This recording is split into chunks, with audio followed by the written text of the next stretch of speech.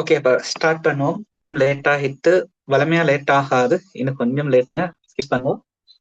வளமையா 8:30 8:30க்கு ஷார்ப்பா class start ஆகும்.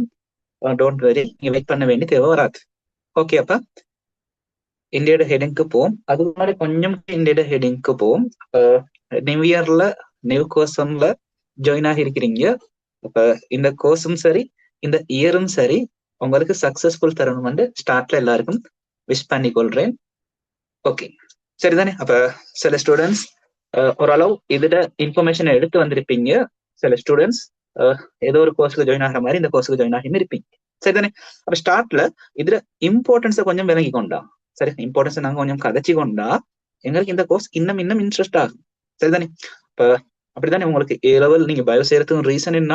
பயோ செஞ்சா என்னென்ன செய்யணும், சரியா? அது விளங்கினத்தால தான் நீங்க பயோ ஸ்ட்ரீம் உங்களுக்கு வந்தீங்க, அப்படித்தானே? அதே மாதிரி இப்ப பயோ ஸ்ட்ரீம் செஞ்சு 3 passes எடுத்துக்கொண்டு அடுத்தது என்ன செய்யறேன்னு யோசிக்கிட்டு தான் இந்த கோர்ஸ்க்கு நீங்க ஜாயின் ஆகிருப்பீங்க. மேக்சிமம் சம்டைம் யூனிவர்சிட்டி ஸ்டூடெண்ட்ஸும் ஜாயின் ஆகிக்கிறீங்க. அதே நேரம் ஒர்க் பண்ற யூனிவர்சிட்டி லீவர்ஸ் கூட இந்த கோர்ஸ்ல ஜாயின் ஆகிருக்கு. சரிதானே? அப்ப இந்த கிளாஸ்ல கொஞ்சம் க்ரௌட் குறோம். அப்படி ஜாயின் ஆகிருக்கிற ஸ்டூடெண்ட்ஸும் கூட எல்லாரும் ஒரே ஏஜ் ஒரே கேட்டகரியில இருக்கிறதுக்கு சான்சஸ் குறோம். சிலவங்க இப்பதான் ஏ லெவல் செஞ்சு ரிசல்ட்ஸ் வந்து இல்லாட்டி சில ஸ்டூடெண்ட்ஸ் இந்த ரிசல்ட்ஸ் வர முதல் இந்த கோர்ஸுக்கு ஜாயின் ஆகிருக்கிறதுக்கு சான்சஸ் இருக்கு. சரிதானே? அதே நேரம் சில ஸ்டூடெண்ட்ஸ் எப்படி இருப்பாங்க, யூனிவர்சிட்டியில இருந்து கொண்டு யூனிவர்சிட்டி கோர்ஸ் செய்யறதோட இந்த கோர்ஸையும் செய்யற செட் ஒன்றும் இருக்கு. அதே நேரம் யூனிவர்சிட்டி லீவ் ஆகி, அதாவது அவங்களோட கோர்ஸ் டிகிரியை கம்ப்ளீட் பண்ணி சம்டைம் ஒர்க் பண்ணி கொண்டு இல்லைண்டா ஒர்க் கிடைக்க காட்டிலும் இந்த கோர்ஸை ஃபாலோ பண்றதுக்கும் ஒரு செட் வந்திருக்கு. சரியா? அப்ப டைப்ஸ் ஆஃப் ஸ்டூடெண்ட்ஸ் இந்த கோர்ஸை ஃபாலோ பண்றேன், அப்படிதானே? அப்ப நல்ல மினிமம் டிஸ்கஷன் குரூப் வந்து கிரியேட் பண்ணல, அப்படி கிரியேட் பண்ணும் முன்னுக்கு சரி, கேர்ள்ஸ்க்கு வேறையா பாய்ஸ்க்கு வேறையா அதுல உங்களோட ஐடியாஸை ஷேர் பண்ணி கொள்ளும். சரி, அடுத்தடுத்த ஸ்டூடெண்ட்ஸ்க்கும் நல்ல ஒரு எக்ஸ்பிளனேஷனா இருக்கட்டும் ஐடியாவா இருக்கட்டும் அந்த குரூப்பால எடுக்க பார்த்துக்கொள்ளும். சரிதானே? ஓகே, அப்ப ஸ்டார்ட் சொன்ன மாதிரி இந்த கோர்ஸ் நீங்க இன்னும் இன்னும் இன்ட்ரெஸ்ட் ஆகி செய்யறா இந்த கோர்ஸ்ட வேல்யூ இம்பார்ட்டன்ட் இல்லாட்டி பெருமதி உங்களுக்கு தெரிஞ்சா இன்னும் நீங்க செய்யறத விட ஒரு கட்டம் முன்னுக்கு போய் ஆர்வத்தோடையும் சரி ஆசையோடையும் சரி இந்த கோர்ஸை செய்யலுமா. சரிதானே? அப்ப முக்கியம் கிளாஸ்ல நீங்க கதைக்கணும். சரிதானே? அப்ப இது வரைக்கும் நிறைய ஜூம் கிளாஸஸ் ஜாயின் ஆகிருப்பீங்க. வளமையா எல்லா கோர்ஸும் எல்லா கிளாஸும் ஸ்டார்ட் ஆகிட்ட கதைக்கிற மாதிரி சொல்லியிருக்கேன். சில இடங்கள்ல கதைக்கிறதுக்கு சான்ஸ் தராது, நீங்க லெவல் சில இடங்கள்ல கிளாஸஸ் போனா. ஆனா இந்த கிளாஸ் அப்படி இல்லை, டோட்டலா டிஃபரெண்ட். நீங்க மேக்சிமம் கதைக்கணும். சரியா? அப்ப சில ஸ்டூடெண்ட்ஸ் கதைக்கிறதுக்கு கொஞ்சம் பயம் தயக்கம் இல்லாட்டி வெக்கம் மாதிரி இருக்குதானே. அப்ப அதுக்கு நாங்க ஃபெஸ்ட்டுக்கு செஞ்சு கொள்ற வேலை என்னண்டா உங்களோட நேம ரீநேம் பண்ணி கொள்றது. சரிதானே? இப்ப சொல்லுவோமே, ஒரே பேட்ச்ல 2 ஸ்டூடெண்ட்ஸ் இல்லாட்டி 3 ஸ்டூடெண்ட்ஸ் அந்த ஒரே ஸ்கூல்ல ஒரே பேட்ச்ல இருந்து ஒரு 3 ஸ்டூடெண்ட்ஸ் வந்தா பிரச்சனை என்ன, நான் கதைக்கிட்ட எந்த பேட்ச்ல அடுத்த புள்ள கவனிச்சு போற வைக்க நம்ம அதை சொல்லும் அப்படின்ற பயம் எல்லாம் இருக்குதானே, வெக்கம் எல்லாம் இருக்குதானே. அப்ப அதை இல்லாம ஆக்கி கொள்றதுக்கு நாங்க ஃபெஸ்ட்டுக்கு செய்யறது என்னன்னா உங்களோட நேம சேஞ்ச் பண்ணி கொள்றது. சரியா? அப்ப அதை முதலாவது இன்னைக்கே செய்வோம். அப்ப நீங்க எப்படி நேம ரீநேம் பண்ணி கொள்ளணும்டா கிளாஸஸ் ஜாயின் ஆகிட்ட யூனிவர்சிட்டியில தெரியும் தானே. அப்ப அவங்க ஒரு யூசர் நேம் மாதிரி ஒன்று தருவாங்க தானே ஜூம்ல கிளாஸஸ் நடந்தா. அதே மாதிரி இந்த கிளாஸ்க்கும் நாங்க சிம்பிளான யூசர் நேம் மட்டும் வச்சு கொள்ளுவோம். ஏனண்டா நீங்க கதைக்கணும், விளங்குதா? நீங்க மிச்சம் மிச்சம் கதைக்கணும், ஆக்டிவா இருக்கணும். 1.5 hour சரிதானே? அப்ப ஸ்டார்ட்ல உங்களோட நேம்ஸ ரீநேம் பண்ணி கொள்ளுங்க. எப்படின்னா ஒரு 8 digit நம்பர்ஸ், ஃபுல்லாவே 8 digit நம்பர்ஸ். அதுல ஃபர்ஸ்ட் 4 நம்பர் என்னன்னா உங்களோட ஐடி கார்ட்ல உள்ள என்ஐசில உள்ள லாஸ்ட் 4 நம்பர்ஸ். விளங்குதா? ஃபர்ஸ்ட் உள்ள 4 நம்பர்ஸ் என்னண்டா என்ஐசில உள்ள ஐடி கார்ட்ல உள்ள லாஸ்ட் 4 நம்பர்ஸ். அதோட சேர்த்தாப்லயே சரியா இப்ப இங்க என்ன வரும், உங்களோட ஐடியில 4 நம்பர்ஸ் அதோட சேர்த்தே ஸ்பெஷல் நம்பர் தேவையில்லை, சேர்த்தே உங்களோட ஃபோன் நம்பர்ல லாஸ்ட் 4 நம்பர்ஸ். விளங்குதா? ஃபோன் நம்பர் ஃபுல்லா இல்ல, லாஸ்ட் 4 நம்பர்ஸ் மட்டும். சரியா? உங்களோட மொபைல் நம்பர்ல லாஸ்ட் 4 நம்பர்ஸ். சரிதானே? அப்ப இந்த ഫോം சேர்த்து 8 டிஜிட் நம்பர் உண்டு நீங்க யூசர் நேமா யூஸ் பண்ணி இந்த கிளாஸஸ்க்கு ஜாயின் ஆகுங்கோ. இதுல ரீசன் வந்துட்டு என்னன்னா நீங்க கதைக்கணும், தயக்கம் இல்லாம வெக்கம் இல்லாம கதைக்கணும்ன்றதுக்காக. சரிதானே? குயிக்கா எல்லாம் சேஞ்ச் பண்ணிக்கொள்ளும் பார்ப்போம். குயிக்கா இப்பவே எல்லாத்தோட நேம்ஸையும் ரீநேம் பண்ணிக்கொள்ளும். பேர்ல இருந்தா தானே பிரச்சனை. குயிக்கா ரீநேம் பண்ணிக்கொள்ளுங்க. 5 ஸ்டூடெண்ட்ஸ் தான் ரீநேம் பண்ணிருக்குது. அடுத்த ஆட்களும் ரீநேம் பண்ணிக்கொள்ளுங்க. ரீநேம் பண்றது சிம்பிளா உங்களோட நேம் இந்த கிளிக் பண்ணுங்க, பார்ட்டிசிபென்ட்ல வைத்து அதுல பாருங்க ரைஸ் ஹேண்ட், அடுத்தது ரீநேம் இருக்கும். ரீநேம் நீங்க கிளிக் பண்ணிட்டு இந்த இடத்துல கிளிக் பண்ணி உங்களோட நேமை சேஞ்ச் பண்ணிக்கொள்ளு. சரியா? என் ஸ்கிரீன் காட்டும் தானே, அதோட கீழே பாருங்க உங்களுக்கு இப்படி ஒன்று காட்டும். சரி, கீழே பார்ட்டிசிபென்ட். அது பார்ட்டிசிபென்ட்ல தான் நீங்க நிற்பீங்க. பார்ட்டிசிபென்ட் போய்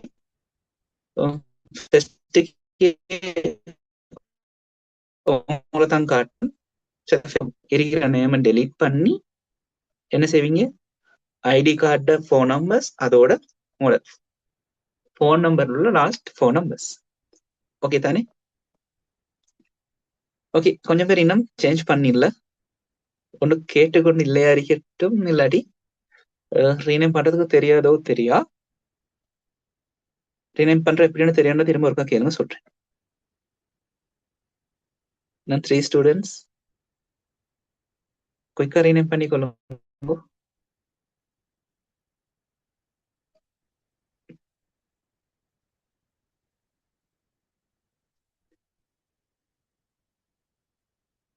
ஓகே, அப்ப இந்த கிளாஸ் அதுவும் ஃபர்ஸ்ட் கிளாஸ் மெயினா டிஸ்கஷனோட தான் போக போறேன். சரிதானே?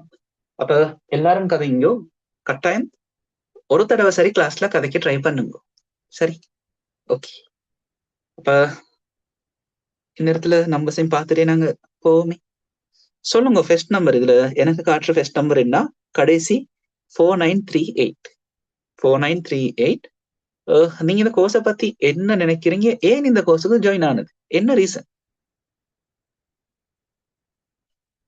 4938 ஒருத்தர் மாதிரி எடுப்போம். யூனிவர்சிட்டி கோர்ஸ் செய்ததோட இது எக்ஸ்ட்ராவா செஞ்சா நல்லது. நீங்க அப்ப யூனிவர்சிட்டியில ஆல்ரெடி கோர்ஸ் ஃபாலோ பண்றீங்க, அப்படிதானே? ஓ, என்ன கோர்ஸ்? ஆயுர்வேதிக். ஆயுர்வேதிக் கோர்ஸை ஃபாலோ பண்றீங்க. அப்ப பாருங்க, அடுத்த நான் சொன்னதானே ஸ்டார்ட்ல யூனிவர்சிட்டி ஸ்டூடெண்ட்ஸும் இருக்கிற, ஏ லெவல் லீவர்ஸும் இருக்கிற, யூனிவர்சிட்டி லீவர்ஸும் இருக்கிற. அவன் ஸ்டார்ட்ல சொன்னது இப்பயும் ப்ரூவ் ஆகுது. அப்ப அவங்க யூனிவர்சிட்டியில ஒரு கோர்ஸ் ஃபாலோ பண்றதோட இப்படி ஒரு கோர்ஸை ஃபாலோ பண்ணா இன்னும் ஒரு அட்வான்டேஜா இருக்குமென்றதால இதை ஃபாலோ பண்றேன்னு சொல்றாங்க. அடுத்தது 3128. ஏன் இந்த கோர்ஸ் செய்யணும் உங்களுக்கு ஐடியா ஒன்று வந்தது? என்ன ரீசன்?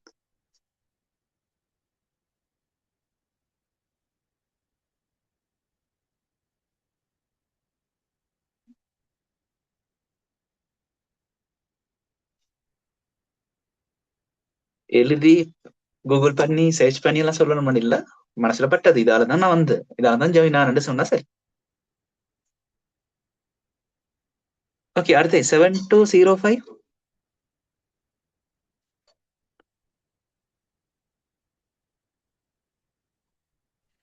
ஓம் சார், எனக்கு இந்த கோர்ஸ் விருப்பம். ஓகே, அதோட இதான் இதான் எக்ஸ்பெக்ட் பண்ணினா, ஆனா இது கிடைக்கல. எனக்கு பயோசயின்ஸ் தான் கிடைச்சது. அப்ப இது இப்படி ஒன்று இருக்குன்றதால எக்ஸ்ட்ரா நான் செய்வோம் பண்ணிக்கிட்டேன். பயோ சயின்ஸ் எந்த யூனிவர்சிட்டியில செய்றீங்க? Different university. ஓகே, அப்ப ஸ்டார்ட்ல நானும் பயாலஜிக்கல் சயின்ஸ் அதாவது பிஎஸ்சி டிகிரியை செஞ்சுட்டு தான் இந்த கோர்ஸுக்கு வந்தது. சரியா? இப்ப நீங்க என்ன பரவாயில்ல, பயாலஜிக்கல் சயின்ஸ் செய்யறதோட இந்த கோர்ஸ் செய்றீங்க. நான் பயாலஜிக்கல் சயின்ஸை ஃபுல்லா விட்டுட்டு இந்த கோர்ஸை மட்டும் ஃபாலோ பண்ண, அதாவது இந்த கோர்ஸ் இல்ல, நான் பார்ப்போம். இப்ப முன்னுக்கு பார்க்க கிட்ட நாங்க செஞ்சது இன்டர்னலா, அது கொஞ்சம் இதை விட டிஃபரெண்ட். ஆனால் ரெண்டும் 2 இயர்ஸ் தான். சரி, கிடைக்கிற லைசனும் ஒன்று தான், ஒரு ப்ராப்ளம் இல்ல. என்ன டிஃபரன்ஸ்னு பார்ப்போம். அடுத்தது 6880.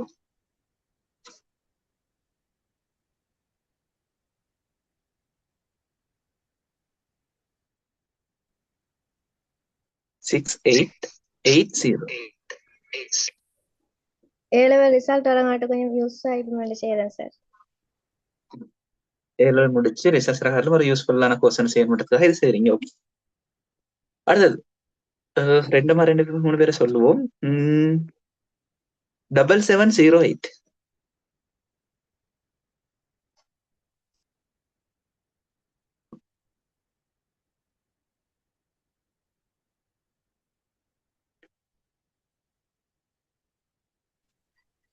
இல்லைன்னா 4859.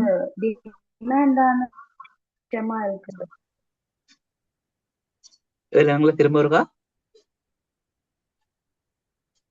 இது டிபெண்டான ஒரு விஷயமா இருக்கு தானே சார். சோ இத பத்தி தெரிஞ்சுக்கொள்ளணும். ஓகே, சரி. நீங்க வேற எதுவும் கோர்ஸ் செய்றீங்களா இல்லாட்டி? இல்ல சார், இன்னும் இல்ல. ஓகே, நான் இப்ப அடுத்தது செகண்ட் செஞ்சுட்டு வெயிட் 4859. பண்றேன். செகண்ட் சைஸ் செஞ்சுட்டு வெயிட் பண்ணிட்டு இருக்கீங்க ரிசல்ட்ஸ்க்கு. ஓகே, அது 4859.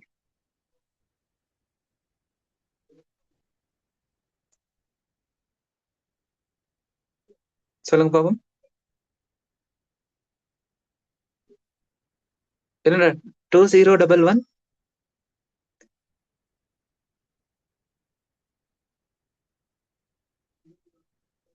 2011. 6131. இது நம்பர் சேஞ்ச் பண்ண சொன்னதே நீங்க கதைக்கணும் வந்து. அப்படி நம்பர் சேஞ்ச் பண்ணி நீங்க கதைக்கிறீங்களா? பாருங்க, பேரை கேட்கல என்கிட்ட. பேரை கேட்கல. 6131. சார் ஓம், சொல்லுங்க. நான் ஓப்பன் யூனிவர்சிட்டியில பிஎஸ்சி ஃபாலோ அப் பண்றேன் சார். ஸோ அதுக்கு 1.5 இயர் இது கம்ப்ளீட் ஆக. ஸோ அதுக்கு பிறகு எப்படியுமே ஜாப் கன்ஃபார்ம் இல்லை தானே நமக்கு. அப்போ அதனால இதையும் முடிச்சுட்டு எடுக்க அதுக்கும் சரியாயிக்கின்ற மாதிரி ஐடியாவில் தானே செய்வேன் சார். Okay okay okay. அப்ப இப்படி ஒரு கவுண்ட் எடுப்போமே. இன்னைக்கு 25 ஸ்டூடெண்ட்ஸ் தானே இருக்கிறீங்க ஃபர்ஸ்ட் கிளாஸ்ல. இதுல யூனிவர்சிட்டி ஃபாலோ பண்ணிட்டு இருக்கிற ஸ்டூடெண்ட்ஸ் இப்போதைக்கு ஏதோ ஒரு கோர்ஸ் ஏதோ ஒரு யூனிவர்சிட்டியில ஃபாலோ பண்ணிட்டு இருக்கிற. அது அண்டர் கிராஜுவேட்ஸ் யாரும் இருந்தா கடைசி 2-3 பேர் அண்டர் கிராஜுவேட்ஸ் தானே. அப்படி இருந்தா கையஸ்து ஹேண்ட் ரைஸ் பண்ணு.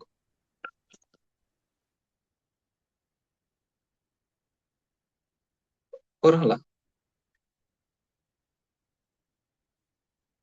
ஓகே, அண்டர் கிராஜுவேட்ஸ் கொஞ்சம் பேர் இருக்கிறாங்க. 3 பேரா இன்னும் இருப்பீங்க. சம்டைம் ஜூம் எல்லாம் அப்கிரேட் ஆக இருக்கிறதால ஹேண்ட் ரைஸ் பண்றது எப்படின்னு தெரியாதோ தெரியா. ஓகே, பிரச்சனை இல்லை. இப்ப நாங்க போதும், இந்த டிஸ்கஷன் போதும், கிளாஸ்களுக்கு போவோம். அப்ப ஏதோ ஒரு ஐடியா உங்களுக்கு கிடைச்சிருக்குது. அப்ப கோர்ஸை ஃபாலோ பண்றீங்க. ஓகே தானே? அப்ப சம்டைம்ஸ் நான் சொல்ற கோர்சஸ் நீங்க செய்யறீங்களோ தெரியா.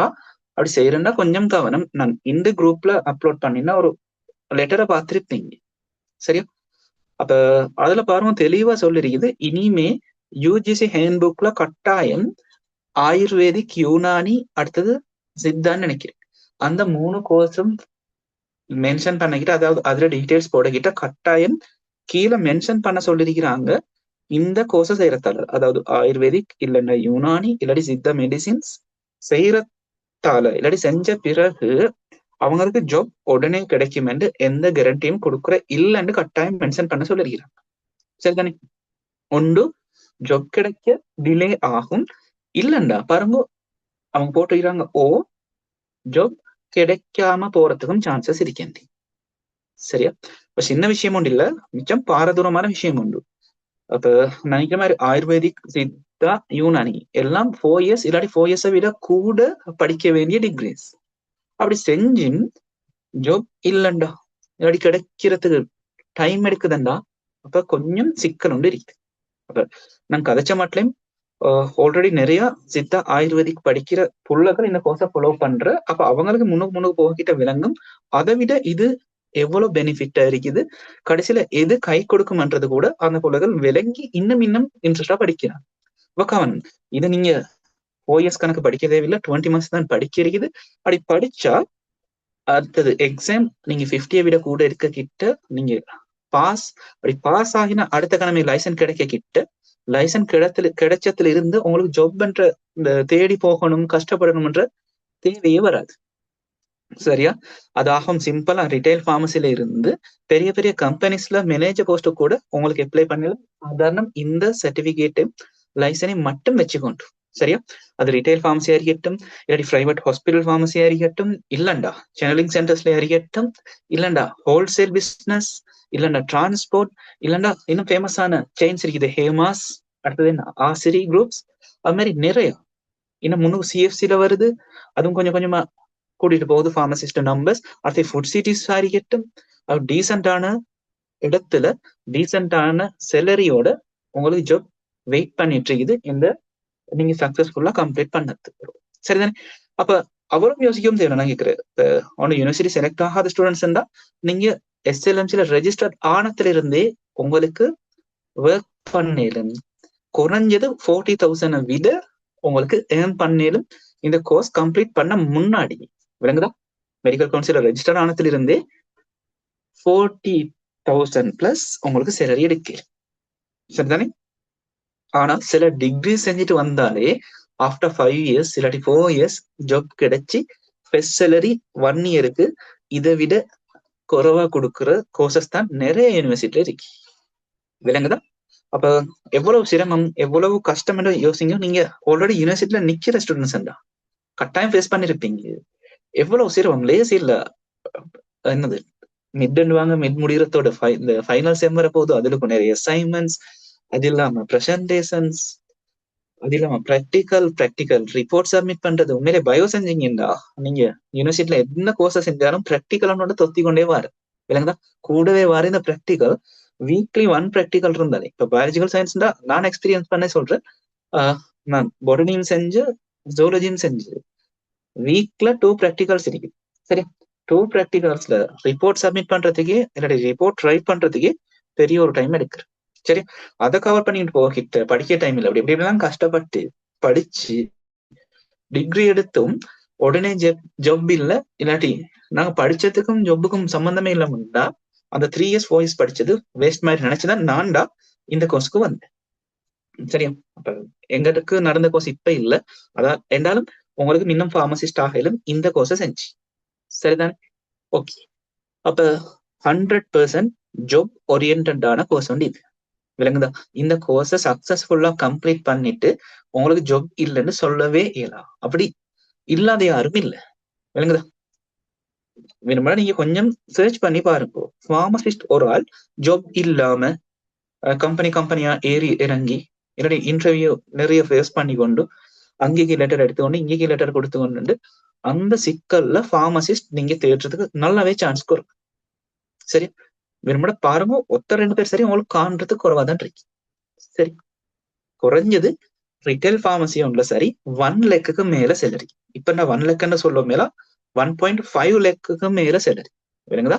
நீங்க ஊர்ல காணுமையிலே ஒரு சின்ன ஒரு ஃபார்மசி அதுல ஒர்க் பண்ணாவே 1.5 லட்சம் விட கூட தான் சேலரி ஏர்ன் பண்ற ஃபார்மசிஸ்ட். சரியா?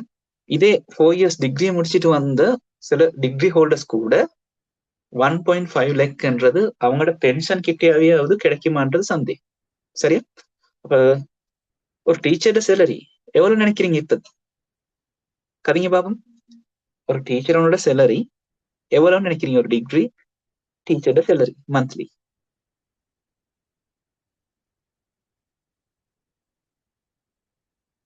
கதைங்கோ.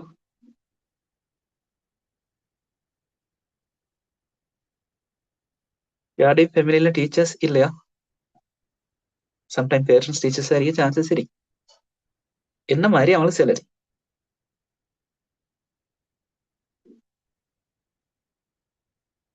இருக்கிறீங்களா? செக் பண்ண வேணும். செக் பார்த்துப்பட்டதுக்கு சான்ஸ் குறைவு.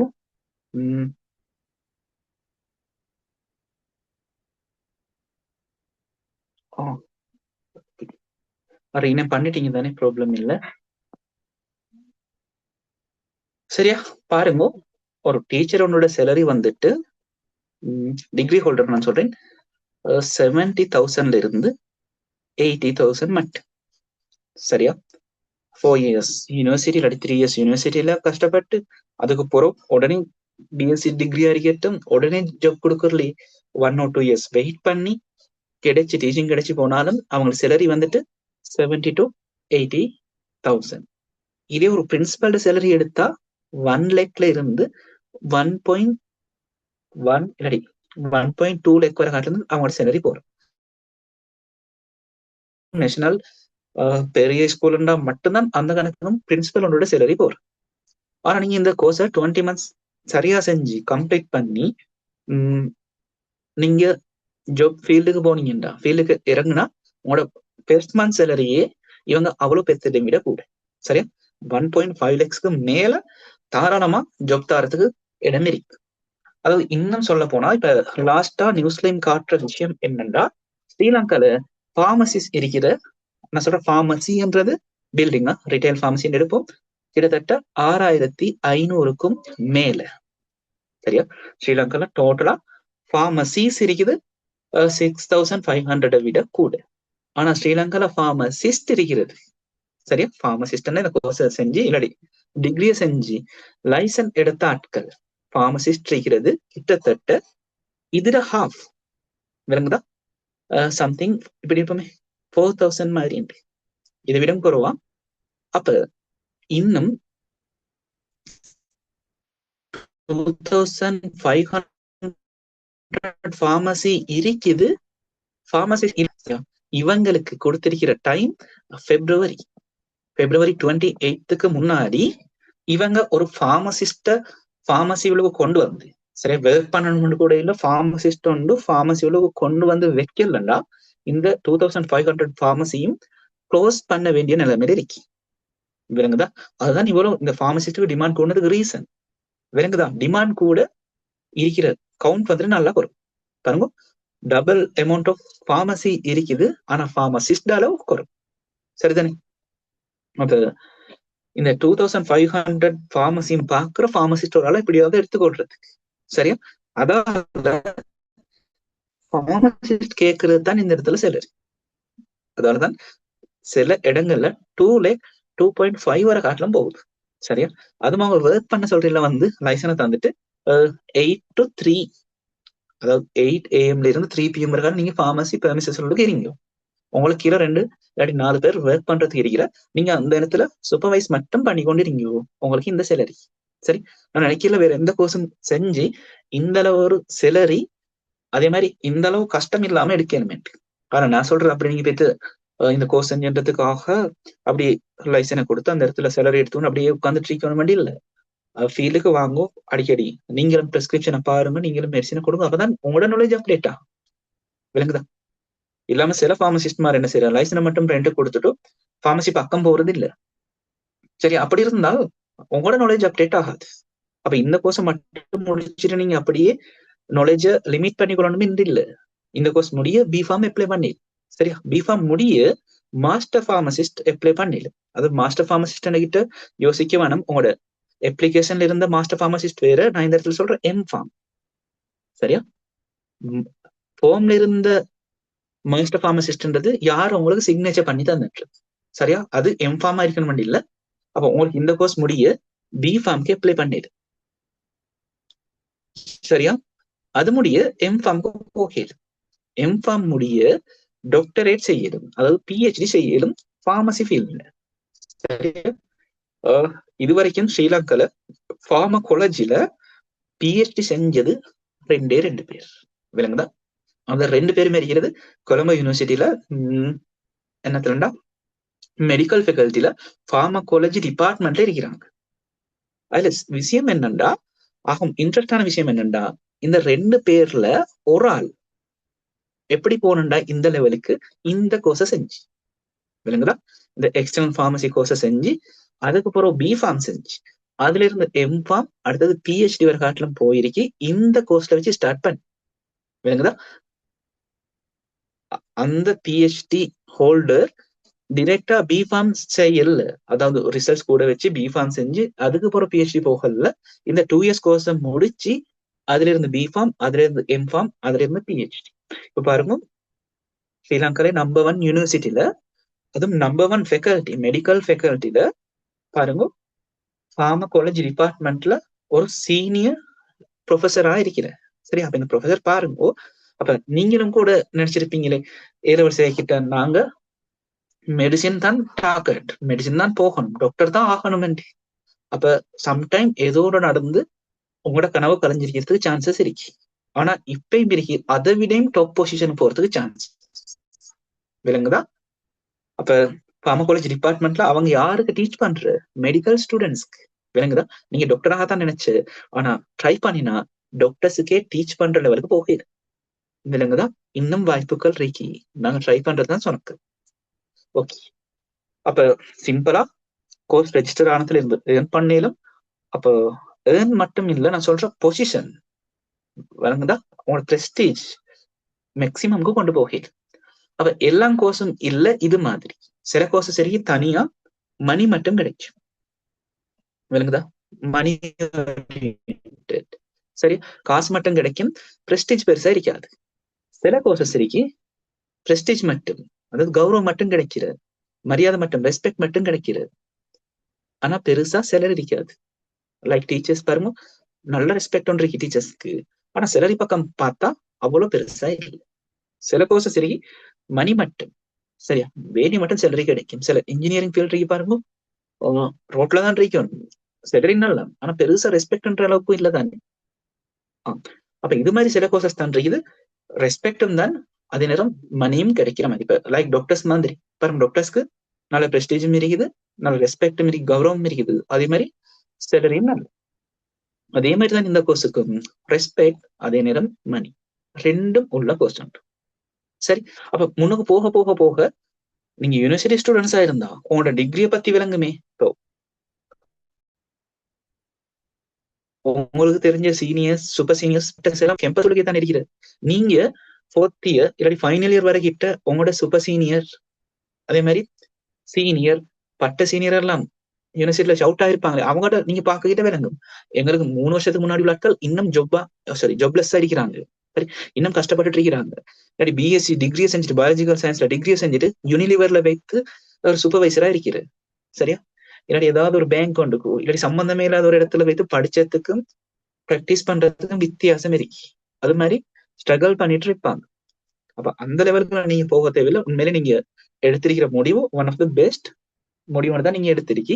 அது இப்ப ஃபீல் பண்ணாட்டியும் இன்னும் போக போக முன்னுக்கும் ஃபியூச்சர்ல கட்டாயம் ஃபீல் பண்ண போற விஷயம் உண்டு. சரி, ஏதோ உண்டு உங்களுக்கு எப்படியோ, ஏதோ குரூப் வழியாவோ ஏதோ ஃப்ரெண்ட் ஒன்று வழியாவோ இந்த கோர்ஸ் பத்தி தெரிய கிடைச்சது. உண்மையிலே நான் சொல்றேன், உங்களுக்கு லைஃப்ல நடந்து மறக்க முடியாத சம்பவமா பின்னுக்கு மாறும். சரிதானே? ஏன்னா அந்த அளவு ஒர்த்தான கோர்ஸ் ஒன்று நாங்க பார்க்க போறோம். அப்ப இவ்வளவு நீங்க சொன்னா இந்த கோர்ஸ இம்பார்ட்டன்ட் தெரிஞ்சு கொண்டா உங்களுக்கு செய்யறதுல இன்னும் இன்ட்ரெஸ்டும் தேவைப்பாடும் கூடும். சரி, அப்ப சொன்ன மாதிரி 1.5 hour தான் இந்த கிளாஸ் நடக்க போற. என்ன இந்த கிளாஸ்ல வித்தியாசம் என்றா, நான் உங்களை பார்க்க போறதும் இல்லை, நீங்க என்ன பார்க்க போறதும் இல்லை. சரி, இப்ப என்ன முன்னாடி போன் ஒன்று இல்லாட்டி டெப் ஒன்று இருக்கும், உங்களோட முன்னாடியும் போனோ கம்ப்யூட்டர் ஒன்று தான் இருக்க போறது. இந்த 1.5 hourல நிறைய கதை போவோம், நீங்களும் கதைங்கோ, அப்பதான் ஒரு இன்டராக்டோட கொண்டு போகிடு. இல்லைண்டா வலிமை மாதிரி உங்களோட யூனிவர்சிட்டி லெக்சர்ஸ் மாதிரி பாதியில நீங்க எழுப்பி போறதுக்கோ இல்லைன்னா பாதியில தூக்கம் போறதுக்கோ நிறைய சான்சஸ் இருக்கு. இப்ப ஆரம்ப கிளாஸ் ஃபர்ஸ்ட் கிளாஸ்ல இருந்து இன்ட்ரெஸ்டோட, கன்சிஸ்டன்டோட, டிசிப்ளினோட கிளாஸை கொண்டு போகும். மிச்சம் ஸ்டூடெண்ட்ஸ்க்கு நடக்கிற பிரச்சனை என்னன்னா கன்சிஸ்டன்சி இல்லை, அது நேரம் டிசிப்ளின்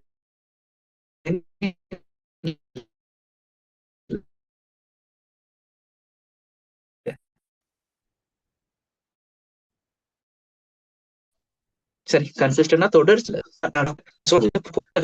அது முக்கியம். விளங்குதா? 1.5 hour எனக்கு உட்கார்ந்து இருக்கலும், எனக்கு கண்ட்ரோல் பண்ணி ஒரு இடத்துல இருக்கலும்ன்றதே பெரிய ஒரு டிசிப்ளின், கன்சிஸ்டன்சி தான். விளங்குதா? அதுதான் நிறைய ஸ்டூடெண்ட்ஸ்க்கு இல்லை, நிறைய பிள்ளைகளுக்கு இல்லை. அந்த இடத்தாலதான் பிள்ளைகள் இன்னும் வீக் ஆகுறது. ஏழாலையும் அதை ஃபீல் பண்ணிருக்கேன். சரி, அப்ப அது இனியாச்சும் கன்சிஸ்டன்சியும் டிசிப்ளினையும் கொண்டு வரும். டிசிப்ளின் சொல்றது நான் படம் பார்க்க கூடாது, பாட்டு கேட்க கூடாது, அந்த டிசிப்ளின் இல்ல. டிசிப்ளின்ன்றது நீங்க நினைக்கிறத சரியா செய்யறது கூட டிசிப்ளின் தான். விளங்குதா? இந்த நாளைக்கு நான் படிப்பேன் என்று நினைச்சு அதை படிச்சு முடிக்கிறது டிசிப்ளின். காலையில இந்த டைமுக்கு தான் எலும்புவேன்னு நினைச்சிட்டு தூங்கி அதே டைமுக்கு எழும்புறது டிசிப்ளின். அந்த டிசிப்ளின் எங்களுக்கு தேவை. விளங்குதா? டிசிப்ளின் கன்சிஸ்டன்சி ரெண்டும் முக்கியம். இந்த கோர்ஸுக்கு இல்ல எந்த கோர்ஸும் நீங்க செய்யறா. அப்ப அது ரெண்டோடையும் சேர்த்து பாசிட்டிவா நியூ இயரோட நியூ கோர்ஸ் ஸ்டார்ட் பண்ணிட்டு போவோம். ஓகே, அப்ப இன்னைக்கு நாங்க பார்க்க போறது என்னன்னா இந்த கோர்ஸுக்கான ஒரு இன்ட்ரடக்ஷன் தான். விளங்குதா? இந்த கோர்ஸ் பத்தி ஒரு இன்ட்ரடக்ஷன். நாங்க ஓரியன்டேஷன்ல கதைச்சது இன்னும் கொஞ்சம் டெப்தா ஆழமா இந்த கிளாஸ்ல பார்ப்போம். ஓகே, இப்ப ஃபர்ஸ்ட் ஸ்லைட்லயே நாங்க பாக்குற ஃபார்மசிஸ்ட்னா யாருன்னு விளங்குதா? அப்ப இந்த கோர்ஸை நீங்க சக்சஸ்ஃபுல்லா கம்ப்ளீட் ஆனா உங்களோட பேருக்கு முன்னுக்கு வாரது இந்த ஃபார்மசிஸ்ட் என்ற பொசிஷன். விளங்குதா? பேருக்கு பின்னாடி ஃபார்மசிஸ்ட் என்ற பொசிஷன் வர போறேன். சரியா? ஓகே, அதுக்கு முன்னாடி சொல்லும் ஃபார்மசிஸ்ட்னா யாரு சொல்லுங்க பாப்போம். உங்களோட பாயிண்ட் ஆஃப் வியூல கதை போமி சொல்லுங்க. ஃபார்மசிஸ்ட்னா யார்? யார நாங்க ஃபார்மசிஸ்ட் சொல்றோம்? யாருக்காவது ஒரு ஆளுக்கு சான்ஸ் கொடுப்போம். 8318 சொல்லுங்க.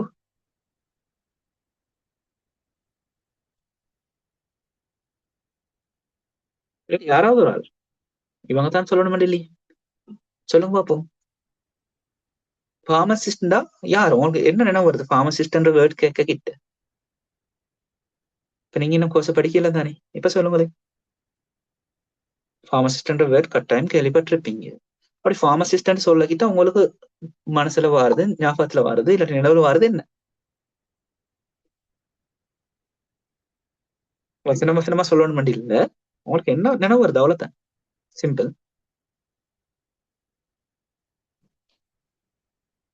சம்டைம் ஒரு பிளேஸ் அவங்களுக்கு ஞாபகம் வரையிலும், இல்லாட்டி சில பெர்சன்ஸ் இருக்கிற மாதிரி. என்ன நினைவு வர ஃபார்மசிஸ்ட்னா?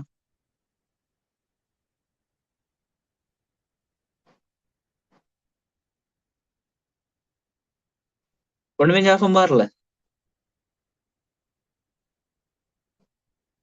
இல்லைன்னா இதுக்கு போது நீங்க ஃபார்மசிஸ்ட்ன்ற வேர்ட் கேள்விப்பட்டில? அப்படியா? நான் கதைக்கிறது கேக்குதா? ஓ சார். சொல்லுங்க, என்ன ஞாபகம் வரல உங்களுக்கு? என்ன நினைக்குது, என்ன தோன்ற ஃபார்மசிஸ்ட்னு சொல்லக்கிட்ட?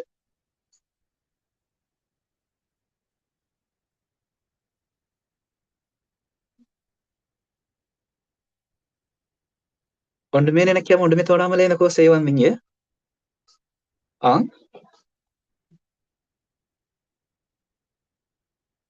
நான் இந்த இடத்துல உள்ள வரைவிலக்கணம் கேட்க இல்ல, உங்களுக்கு என்ன நினைக்கிறேன்னு தான் கேட்கிறேன். சொல்ல ஃபார்மசிஸ்ட்னு சொல்ல கிட்ட உங்களோட மனத்துல வாரது என்ன?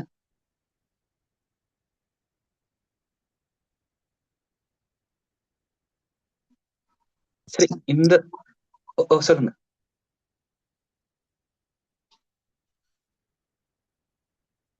ஏதோ சொல்ல ட்ரை பண்ணீங்களா? ஆன்சர் உண்டு?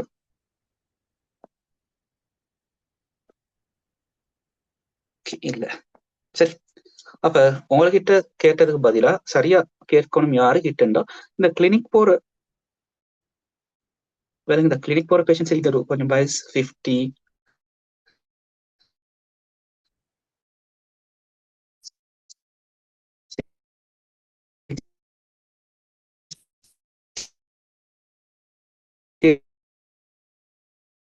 தாண்டத்தோட பொதுவா மனுஷ கூட்டம் எப்ப பார்த்தாலும் ஏசி கொண்டிருக்கிற, அது கொண்டு வந்து இல்லையா, இது கொண்டு வந்து இல்லையா, குப்பி கொண்டு வந்து இல்லையான்னு கேட்கிற கூட்டம் ஒன்று சரி இல்லைன்றாலும் ஏசி அனுப்புற ஒரு கூட்டம் தான் ஃபார்மசிஸ்ட விளங்கி வச்சிருக்கிற கிளினிக் வார பேஷன்ஸ். அதே மாதிரி அவுட் பேஷன் யூனிட்லயும் அப்படித்தான்.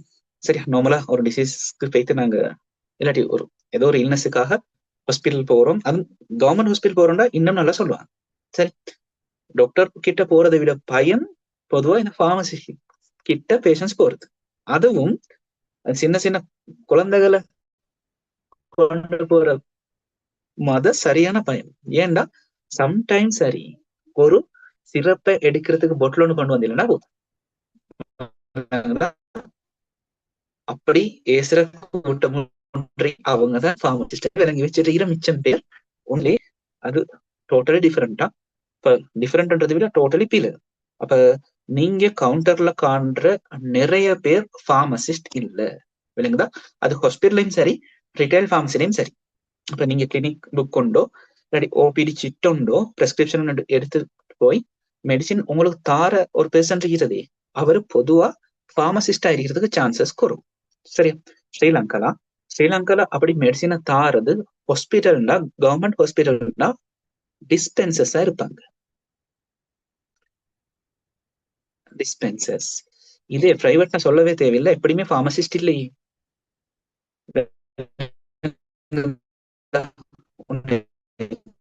எக்ஸ்பீரியன்ஸ் எல்லாம் வந்து அப்படி மெடிசின் கொடுக்க ஸ்ட்ரிக்டாக போகுது.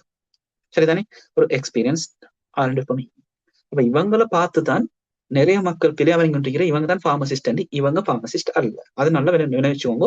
ஹாஸ்பிட்டல் உங்களுக்கு மெடிசின் தாரது பெரும்பாலான ஆட்கள் டிஸ்பென்சர்ஸ் மாதிரி. சரி, அதுக்கு வேற ஒரு கோர்ஸ் இருக்குது. அதுவும் ஏழு முடிச்சு ஓரளவு இசட் ஸ்கோர் இருந்தா பேராமெடிக்கல்ல போய் டிஸ்பென்சர்ஸ் ஆகலாம்.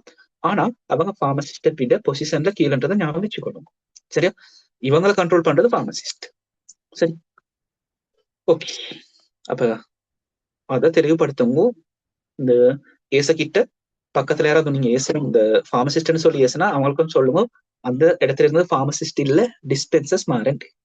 சரி, ஃபார்மசிஸ்ட காண்றதுக்கு மிச்சம் சான்சஸ் குறவு ஹாஸ்பிட்டல் இருக்கட்டும், பிரைவேட் பக்கமா இருக்கட்டும். நான் சொன்னேனே ஃபார்மசிஸ் இருக்குது 6500க்கு மேல, ஆனா ஃபார்மசிஸ்ட் இருக்கிறது 2500 சம்திங், 3000க்கும் மேல தான். அதுல கவர்மெண்ட் ஹாஸ்பிட்டல்லே பாதி பேருக்கு மேல இருக்குது. மீதி பேர் தான் பிரைவேட்ல ஒர்க் பண்ற. அதுவும் இந்த ரீட்டைல் ஃபார்மசில எல்லாம் ஒர்க் பண்றது நல்லாவே சான்ஸ் குறைவு. அவங்க பெரிய பெரிய இந்த ஃபார்மசி செயின்ஸ்ல தான் ஒர்க் பண்ணுவாங்க. சரி, அதே மாதிரி ஹேமாஸ் சிஎஃப்சில வருது. அதே மாதிரி இல்லாட்டி ட்ரக் மேனுஃபேக்சர் பண்ற கம்பெனிஸ் இருக்குதே, எஸ்டன், மோரிசன், அது மாதிரி இண்டஸ்ட்ரி பக்கம் தான் இருக்கிறதுக்கு சான்சஸ் கூட. சரி, இந்த இடத்துல இருக்கிறது பெரும்பாலும் ஃபார்மசிஸ்ட் இல்லை. அப்ப அந்த எண்ணத்தை நீங்களும் இல்லாமக்கிக்கோங்க, உங்களுக்கு சுத்தி உள்ள ஆட்களுக்கும் அந்த எண்ணம் இருந்தா அதே கிளியர் பண்ணிக்கோங்க. ஏன்னா ஃபார்மசிஸ்ட் பத்தி ஒரு பேட் இமேஜ் தான் சொசைட்டிலே இருக்கு. சரி, எப்பவுமே எப்படி இறுக்கமா வச்சுக்கொண்டு இல்லாட்டி கருப்பா வச்சுட்டு எப்படி சொல்றது, சிறு மூஞ்சியோட ஏசி மெடிசின் தார அவங்க ஃபார்மசிஸ்ட் இல்ல. பெரும்பாலான இடத்துல டிஸ்பென்சர்ஸ் இல்லாட்டி ஒரு ஸ்கில் பேஷனோட தான் இருக்கிறது. சரி, டிஸ்பென்சர்ஸ்க்கு மெடிசின் இஷ்யூ பண்ணலும் அப்படி எக்ஸ்பீரியன்ஸால மெடிசின் இஷ்யூ பண்ணலாம். முன்னுக்கு ஹைலி ஸ்ட்ரிக்டா மாட்டிக்கொண்டா பெரிய பிரச்சனைக்கு போக வேண்டி வரும். அதனாலதான் இப்ப பிரச்சனை ஆயிட்டு 2500 ஃபார்மசிக்கு மேல க்ளோஸ் பண்ற நிலைமையில வந்திருக்கு. ஓகே, போக மற்ற முக்கியம் இந்த ஃபார்மசியில நீங்க படிக்க வேண்டியதுன்னு தான் கட்டாயம். உங்களை எக்ஸாம்பிளும் கேட்டுவாரு. இப்ப நாங்க சொல்றது எல்லாமே லோ அண்ட் ரெகுலேஷன் ஒரு ஹெடிங் கீழே நாங்க படிக்கிறேன். விலங்குதான் வேற எதுலையும் நாங்க படிக்கிறேன் இல்லையே. ஒரு கோர்ஸை படிக்க கிட்ட நாங்க ஃபார்மசிஸ்ட தான் படிக்க போறோம். ஃபார்மகாலஜி, நோய் மெடிசின் அதுகளை தானே படிக்க போறோம். ஆனா அதுலயே எங்களுக்கு ஒரு சப்ஜெக்ட் தந்திரிக்கி என்னண்டா low and ethics and low, அதாவது ஃபார்மசியோட சம்பந்தப்பட்ட லோ, சட்டம்.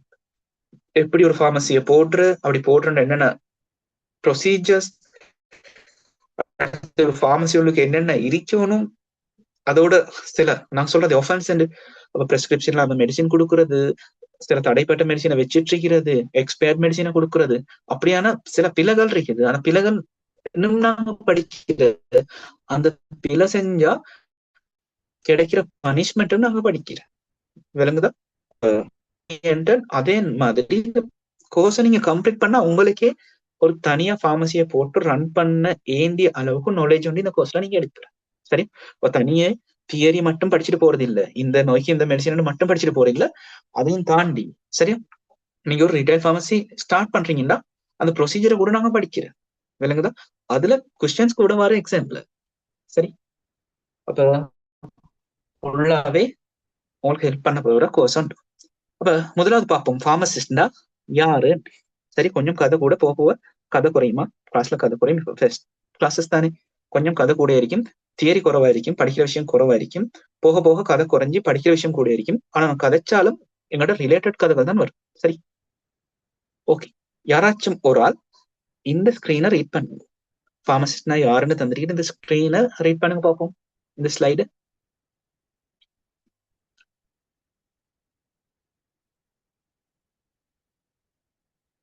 கட்டாயம் ரீட் பண்ணணுமா?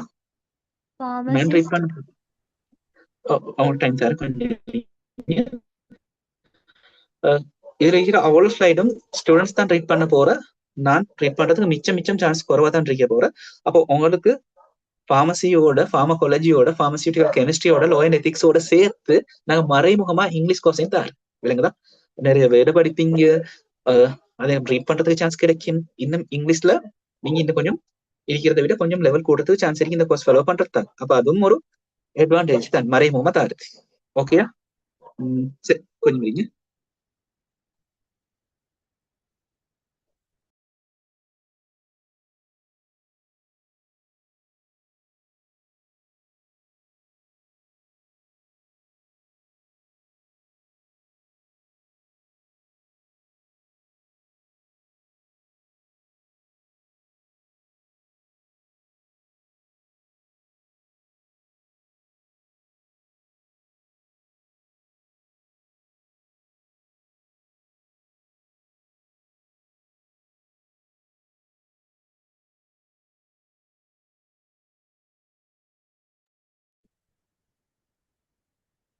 ஓகே, இப்ப ரீட் பண்ணுங்க பாவம்.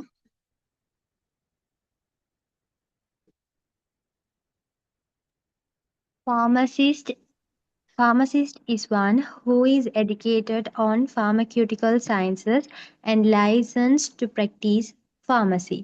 A person registered as pharmacist with a SLMC. Okay, அப்ப ஃபர்ஸ்ட்டுக்கு ஒரு டெஃபினிஷன் வந்து பாருங்க, திரும்ப இன்னொரு டெஃபினிஷன் தாரு. என்ன விஷயம் தான் ஸ்டார்ட்ல ஃபார்மசிஸ்ட்னா தான் நீங்க புக்ஸ் பார்த்தா இதுதான் இருக்க போற டெஃபினிஷன் பார்த்தா இதுதான் இருக்க போற. என்னது? ஃபார்மசி சம்பந்தமா படிச்சு, அதே நேரம் படிச்சு மட்டும் முக்கியம் போதா, அதை பிராக்டிஸ் பண்றதுக்கு லைசன்ஸ் எடுத்திருக்கோம். விளங்குதா? லைசன்ஸ் இருந்தா தான் ஸ்ரீலங்கால ஃபார்மசிஸ்டா, ஸ்ரீலங்கால மட்டும் இல்ல எல்லா கண்ட்ரிலையும் ஃபார்மசிஸ்டா பிராக்டிஸ் பண்ணணும், ஒர்க் பண்ணணும்னா கட்டாயம் அவங்களுக்கு லைசன்ஸ் இருக்கும். சரி, அப்ப அப்படி ஒரு பொதுவான டெஃபினிஷனோட தாரு. சரி, என்ன ஃபார்மசி பத்தி படிச்சு அதை பிராக்டிஸ் பண்றதுக்கு லைசன்ஸ் எடுத்திருந்தா அவங்கள ஃபார்மசிஸ்ட்னு சொல்றேன். இது பொதுவான வரைவிலக்கணம். ஆனா உங்களுக்கு எக்ஸாம்ல கேட்கறதுக்கு சான்ஸ் இருக்கு. எக்ஸாம்ல இதுவும் கேட்கறது சரியா? எக்ஸாம்ல நாங்க பெருசா இந்த யோசிச்சதுக்கு கேட்கிற விஷயங்கள் என்ன? ஃபார்மசிஸ்ட்னா யாரு, இல்லாட்டி பிரெஸ்கிரிப்ஷன்டா என்ன, டேப்லெட்ஸ்னா என்ன, கேப்சூல்ஸ்னா என்ன, அது மாதிரி சின்ன சின்ன இந்த கேள்வி தான் கேட்கற. இல்லாட்டி சில கொஸ்டின்ஸ் உங்களுக்கு ஒரு ஐடியா இருந்தா உங்களுக்கே ஆன்சர் எழுது, இதுதான் ஆன்சர் இல்ல. இப்ப கேட்கிற கேப்சூலுக்கும் டேப்லெட்டுக்கும் உள்ள டிஃபரன்ஸ் என்னென்ன, இல்லாட்டி அட்வான்டேஜஸ் என்ன, கேப்சூல்ல நாங்க எடுக்கிறதால அட்வான்டேஜஸ் என்ன, டிஸ்அட்வான்டேஜஸ் என்ன. அதே மாதிரி டேப்லெட்டா எடுக்கிறதால ஒரு மெடிசின் அட்வான்டேஜ் என்ன, டிஸ்அட்வான்டேஜ் என்ன. அதே மாதிரி ஒரு ஐவி ஃபார்ம் இன்ஜெக்ஷனை நாங்க யூஸ் பண்றது இருக்கிற நன்மை என்னன்னா, தீமை என்ன. இப்ப நான் சிம்பிளா கேட்கிறேனே, உங்களுக்கு யோசிச்சு சொல்ல பார்ப்போமே. இன்ஜெக்ஷனை நாங்க ஒரு மெடிசினா எடுக்கிறதால உள்ள தீமை என்ன, டிஸ்அட்வான்டேஜ் என்ன, என்ன நினைக்கிறீங்க? யோசிச்சு சொல்ற மாதிரி எப்படின்னு நீங்க யோசிங்க. நீங்க ஒரு இன்ஜெக்ஷனை எடுக்கிறதுக்கு விருப்பமா இல்லையா? விருப்பம்க்குரிய காரணம் கேட்கல. இப்ப விருப்பம் இல்லை ஏன்றதுக்கு காரணம் கேட்கிறேன். என்ன டிஸ்அட்வான்டேஜ்?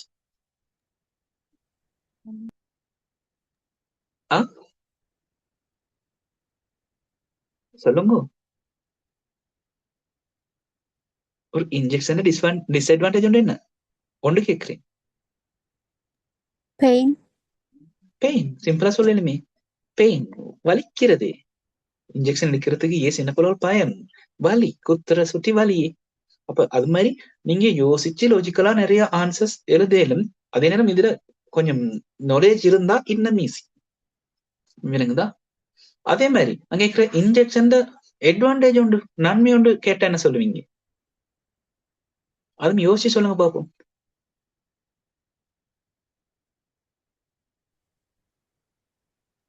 Fast action. இன்ஜெக்ஷன் வந்து டைரக்ட் ஒன்று ஃபாஸ்டா ஆக்ஷனை தாரு. அதெல்லாம் இன்னும் இன்னும் இன்னும் இன்னும் இன்னும் லாஜிக்கலா யோசிச்சு சிம்பிளா சொல்றேன்டா. இப்ப டேப்லெட் கேப்சூலோட ஒப்பிட கிட்ட இன்ஜெக்ஷன் நலவு என்ன?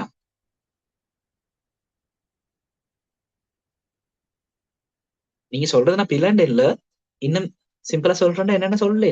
இப்ப நீங்க சொன்னது சிம்பிளா யோசிச்சு சொன்னதுகள் தான். ஒன்று ஃபாஸ்ட் ஆக்டிங், இன்னொன்னு சொன்னீங்க, ஞாபகம் இது மறந்துட்டு எனக்கு என்ன சொன்னீங்க?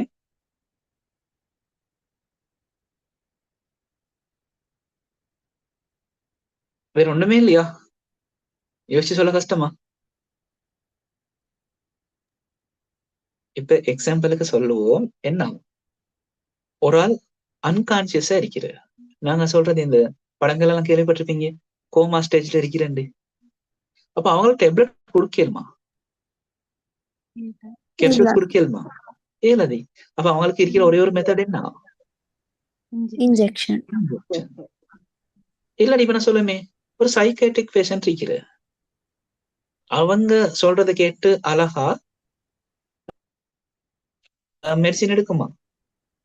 இல்ல. இல்ல. இல்ல.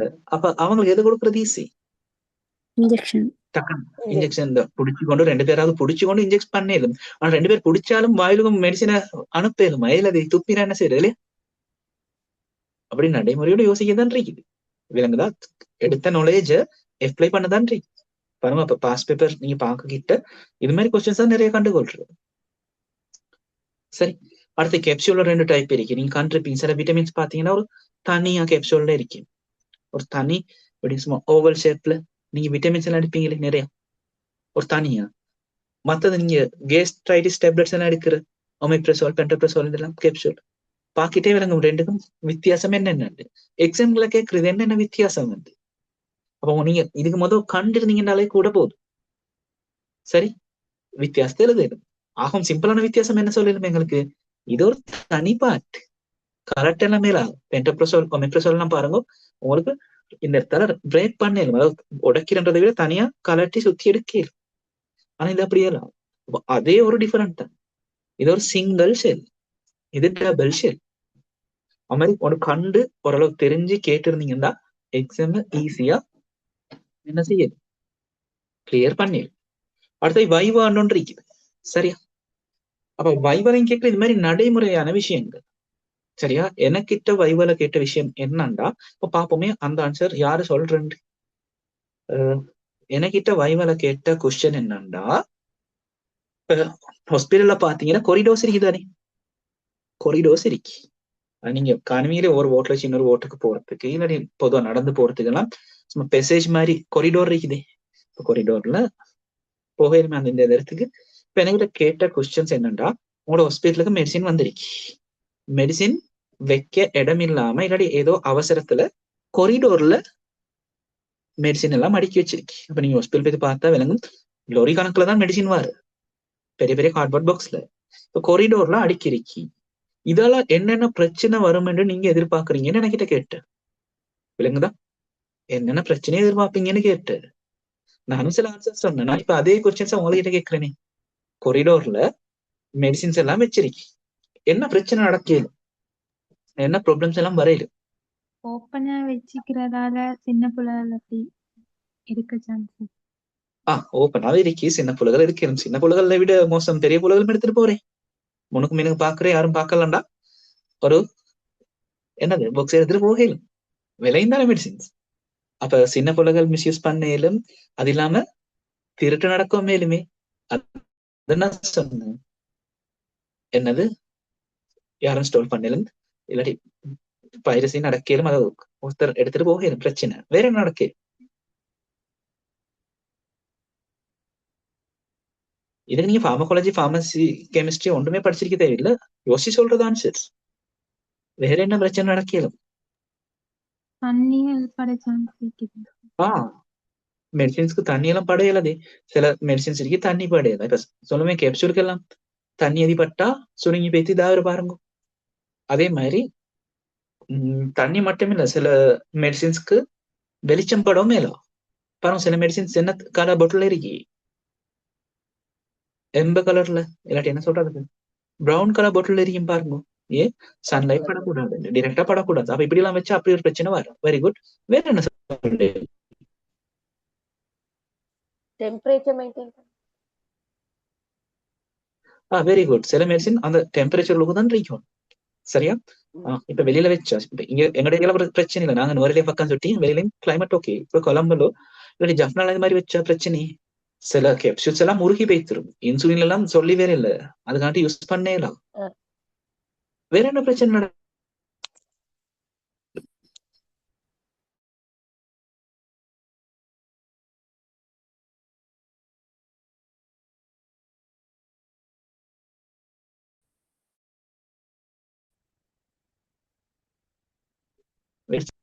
அப்ப இதே மாதிரிதான் நானும் அந்த இடத்துல ஆன்சர் பண்ணி நிக்கிறேன். இந்த 6 அறிவு 7 அறிவெல்லாம் பாவிச்சு கொண்டு தெரிஞ்ச ஃபார்மகாலஜி, ஃபார்மசியூட்டிக்கல் கெமிஸ்ட்ரி எல்லாத்தையும் கசஞ்சு பிழிஞ்சு ஆன்சரை சொல்லி கொண்டு நிக்கிறேன். இப்ப அவங்களும் பிள்ளைன்னு சொல்லி ஆன்சர் நான் சொல்றது சரிதான், நீங்க சொன்ன ஆன்சரும் சரி. இப்ப அவங்களும் சிரிச்சு கொண்டே எல்லாம் கேட்டுட்டு கடைசி அவங்க எதிர்பார்த்த ஆன்சர் என்னண்டா அது அவங்களே சொல்றது. சிரிச்சு கடைசியில சொல்ற கொரிடோர் என்னத்துக்கு கட்டிருக்கீன்னு கேக்குறேன். சொல்லுங்க, கொரிடோர் என்னது கட்டிருக்கி? நம்ம வந்து சொன்ன ஸ்டார்ட்ல கொரிடோர் என்னது கட்டிருக்கி ஹாஸ்பிட்டல்ஸ்ல?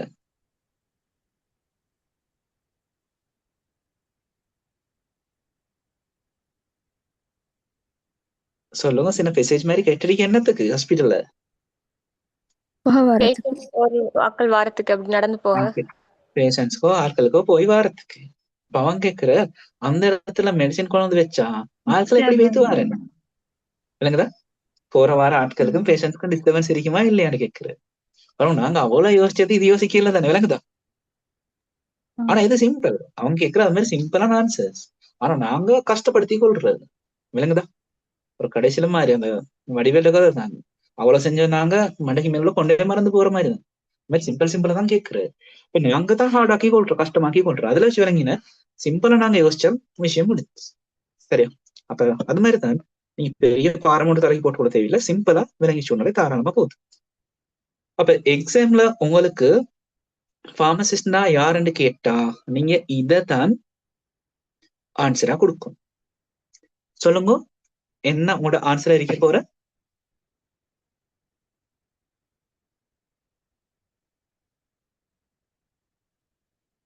பண்ணுங்க ஒரு ஆள். A person registered as a pharmacist with the SLMC. அப்ப ஸ்ரீலங்கால ஒரு பார்மசிஸ்ட் யாருக்கு எங்களுக்கு சொல்லா அவங்க மெடிக்கல் கவுன்சில்ல, ஸ்ரீலங்கன் மெடிக்கல் கவுன்சில்ல SLMC-ல. சரியா? அப்ப நாங்க ஷார்ட் ஃபார்ம்ல தான் சொல்லுவோமா, ஸ்ரீலங்கன் மெடிக்கல் கவுன்சில்ல பார்மசிஸ்டா ரெஜிஸ்டர் பண்ணி இருந்தா அவங்க தான் பார்மசிஸ்ட் சொல்றேன். அப்ப நீங்க ஃபர்ஸ்ட் क्वेश्चनக்குரிய ஆன்சரை படிச்சிட்டீங்க ஃபர்ஸ்ட் ஸ்லைட்ல. சரி, அப்ப உங்களுக்கு இது மாதிரி ஒரு क्वेश्चन வரையில யாருக்கு பார்மசிஸ்ட் கால் பண்ற, ஹூ இஸ் பார்மசிஸ்ட் உங்களுக்கு ஒரு क्वेश्चन வந்தா நீங்க இதை ஆன்சர் எழுதணும். The person registered as a pharmacist with the SLMC, இல்லைன்னா under the SLMC சொன்னாலும் பிரச்சனை இல்லை. SLMC கீழே ஒரு பார்மசிஸ்டா ரெஜிஸ்டர் ஆகிருந்தா அவர் தான் பார்மசிஸ்ட் ஸ்ரீலங்கால. சரியா? ஆனா இப்ப கேக்குற, இப்ப நீங்க பார்மசிஸ்டா ரெஜிஸ்டர் பண்ணணும்டா அடுத்த கேள்விக்குரிய ஆன்சர் பார்க்க போறாரு. உங்ககிட்ட என்ன குவாலிஃபிகேஷன் இருக்கணும்? இப்ப நான் கேக்குறேன், உங்களுக்கு இப்ப போய் பார்மசிஸ்டா ரெஜிஸ்டர் ஆகலுமா?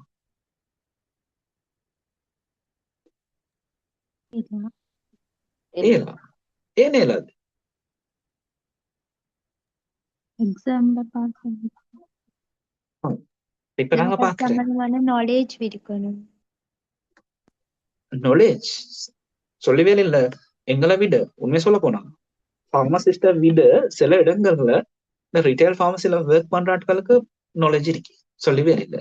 அதை விட நான் இன்னும் எக்ஸ்பீரியன்ஸ்ல கண்ட விஷயம் என்னன்னா, ஹாஸ்பிட்டல்ல பார்மசிஸ்ட விட சில இடங்கள்லாம் எல்லாத்தையும் நீங்க யோசிக்க கூட சில மைனஸ் ஸ்டாஃப் இருக்குது. ஹாஸ்பிட்டல் நீங்க பாத்திருப்பீங்க, வெள்ளைக்கு ஃபுல்லா எடுத்துட்டு இருக்கிற கேர்ள்ஸும் சரி, பாய்ஸும் சரி, லேடிஸும் சரி, ஜென்ஸும் சரி, அவங்க சில இடத்துலயே தொடர்ந்து வருஷ காலம் இருக்க கிட்ட பார்மசிஸ்ட விட நாலேஜ் அவங்கள்ட்ட இருக்கு. சரி, அப்ப அவங்களுக்கு இது பார்மசிஸ்டா ரெஜிஸ்டர் ஆகிடுமா?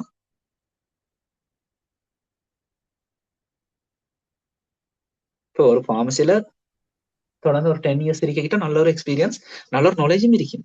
அவங்க பேத்து பார்மசிஸ்டா ரெஜிஸ்டர் ஆகிடுமா? இல்ல. அப்ப நாலேஜ் மட்டும் போதா, குவாலிஃபிகேஷன் இருக்கணும். என்ன குவாலிஃபிகேஷன்? அதுதான் உங்களோட அடுத்த கொஸ்டின்ஸா வரையிலும் என்னத்துலண்டா லோ அண்ட் எத்திக்ஸ் சப்ஜெக்ட் கீழே. சரி, இது உடற்புறம் பண்ண சொல்ல இல்ல, இப்படி ஒரு கொஸ்டின்ஸ் வரையிலும்.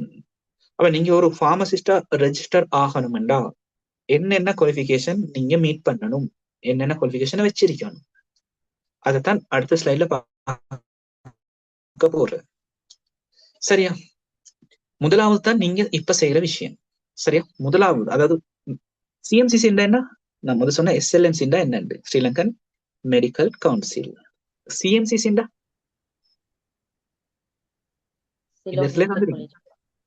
Ceylon medical college council. சரியா? அப்ப இந்த சிஎம்சிசியால 2 எக்ஸாம் கண்டக்ட் பண்ற. சரியா? 2 எக்ஸாம் நடக்கும். சரி, அந்த 2 எக்ஸாம்ல ஏதாச்சும் ஒரு எக்ஸாம்ல நீங்க 50 விட மேல 50 விட கூட மார்க்ஸ் ஸ்கோர் பண்ணீங்கன்னா அந்த இடத்துல உங்களுக்கு ஒரு சர்டிபிகேட் கிடைக்கும். சரியா? சர்டிபிகேட் கிடைக்கும். அந்த சர்டிபிகேட் இருந்தா நீங்க கொண்டு போய் SLMCல கொடுத்து, சரி, SLMCல தான் ரெஜிஸ்டர் பண்ற.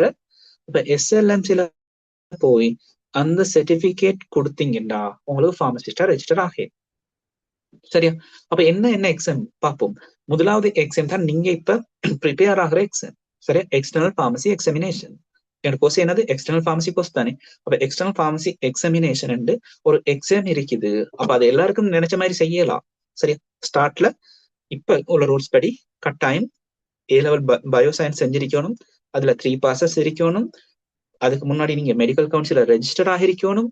சரியா? எக்ஸாம் எழுத முன்னாடி 20 months வெயிட் பண்ணணும். 20 monthsக்கு பிறகு உங்களுக்கு எக்ஸாம்க்கு சிட் பண்ணிடலாம். இப்போ அந்த கிரைட்டீரியா இருக்கு தானே.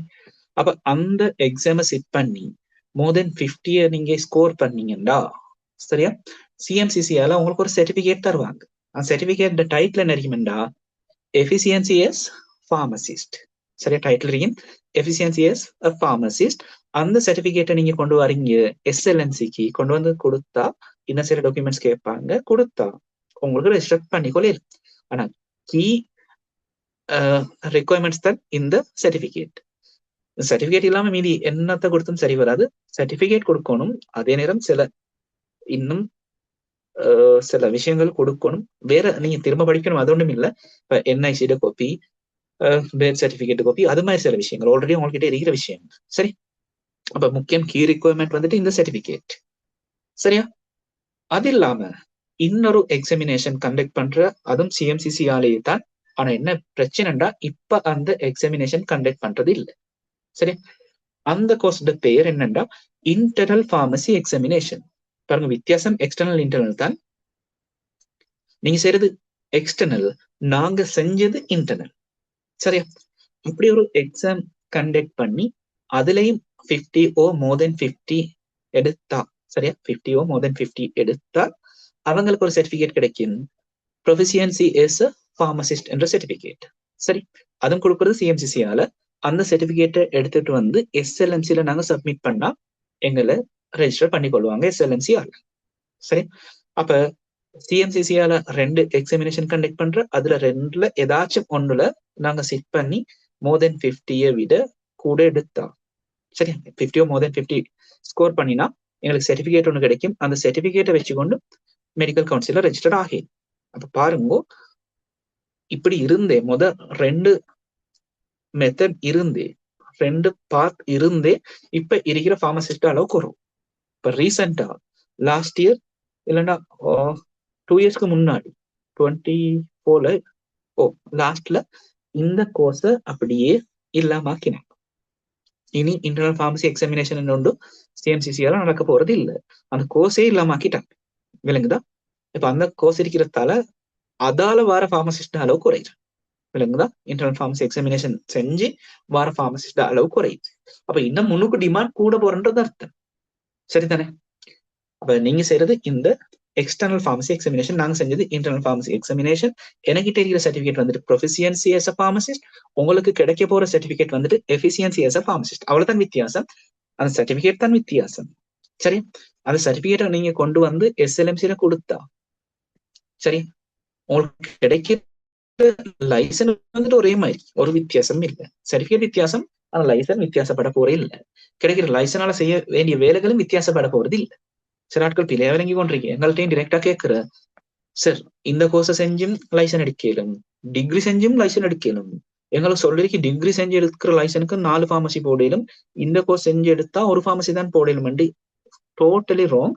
நீங்க என்ன கோர்ஸ் செஞ்சு லைசன் எடுத்தாலும், எப்படி லைசன் எடுத்தாலும் ஒரு ஆளுக்கு ஒரு லைசனுக்கு ஒரு ஃபார்மசி தான் ரன் பண்ண இயலும். சரியா? இது 2 இயர்ஸ் தானே, 20 மந்த்ஸ் தானே ஒரு ஃபார்மசியும், இது 4 இயர்ஸ் தானே 4 ஃபார்மசி என்றும் இல்ல. சரியா? என்ன நீங்க டிகிரி செஞ்சாலும், டிப்ளமா செஞ்சாலும், சர்டிபிகேட் கோர்ஸ் செஞ்சாலும் லைசன் எடுத்தா ஒரே ஒரு ஃபார்மசியை தான் ரன் பண்ணிக்கலாம். பாருங்க, இது ஒரு ஷார்ட் கட் மாதிரி. இல்லைங்கதா? இந்த பார்ட் வந்துட்டு உண்மையிலே ஷார்ட் கட். அப்ப இந்த கோர்ஸை செஞ்சு ஃபார்மசிஸ்ட் ஆனா உண்மையிலே பி ஃபார்ம் செஞ்சுட்டு வர ஃபார்மசிஸ்டுக்கும் இவங்களை பார்த்தா போறாம தான் கோபம் பாரு. என்ன ரீசன்? அவங்க 4 இயர்ஸ் கஷ்டப்பட்டு, சரியா, 4 இயர்ஸ் கஷ்டப்பட்டு அதே லைசனை தான் எடுக்கிற. ஆனா நீங்க என்ன செய்ய போற? 20 மந்த்ஸ்ல அதே லைசன் எடுக்க போற. அதே மாதிரி பி ஃபார்ம் செய்யறா, அவங்களுக்கு தெரியுமே நல்ல ஒரு ரிசல்ட்ஸும் தேவை. ஏ லெவல்ல நல்ல ஒரு ரிசல்ட்ஸ், நல்ல ஒரு செட் ஸ்கோர் தேவை. அப்படி இருந்தா தான் பி ஃபார்ம்க்கு அப்ளை பண்ணலும். அது கிடைச்சும் 4 இயர்ஸ் கஷ்டப்பட்டு, 4 இயர்ஸ் 8 செமஸ்டர் எக்ஸாம் சிட் பண்ணி, சரியா, அது இல்லாம 8 மிட் செமஸ்டர், எத்தனையோ அசைன்மெண்ட், எத்தனையோ வைவா எக்ஸாம்ஸ், எத்தனையோ ஒஸ்பி எக்ஸாம், அவ்வளவு கிளியர் பண்ணி எடுக்கிற அதே லைசனை நீங்க ஒரே ஒரு எக்ஸாம் 20 மந்த்ஸ் மட்டும் படிச்சு ஒரே ஒரு எக்ஸாம் கிளியர் பண்ணி அதே லைசன் எடுக்கிறா, அவங்களுக்கு உங்களை மேல சின்ன ஒரு கோபம் தான். சரி, ஏண்டா அவங்களோட அதே லைசனை நீங்க ஷார்ட் கட்ல எடுக்கிற. சரி, அந்த அளவு ஏ லெவல் ரிசல்ட்ஸும் இல்லை, செட் ஸ்கோரும் இல்லை, 4 இயர்ஸ் கஷ்டப்படவும் இல்லை, அவங்களுக்கு எக்ஸாமுக்கு சிட் பண்ணவும் இல்லை. சரியா? இது கஷ்டம். சரியா? அவங்க ஃபெயில் ஆனா ரிப்பீட் செய்யணும். சரியா? யூனிவர்சிட்டிலையும் ஃபெயில் ஆனா அடுத்த பேஜரும் மறுவா செய்யணும் அந்த பாடத்தை மட்டும். அப்படி அவ்வளவு எல்லாம் கஷ்டப்பட்டு எடுக்கிற லைசனை நீங்க ஒரே ஒரு எக்ஸாம்ல எடுக்கிறீங்க, அதுவும் 20 மந்த்ஸ்ல. கட்டாயம் அவங்களுக்கு ஒரு கோபம் இருக்கும் உங்கள மேல. சரி, ஓகே. அடுத்தது, அப்ப இதை தாண்டி யூனிவர்சிட்டிஸ்லயும் சில டிகிரி சில கோர்சஸ் செஞ்சா இதே லைசனை எடுக்கலும், அதே நேரம் ஃபார்மசிஸ்டா ரெஜிஸ்டர்ட் ஆகல.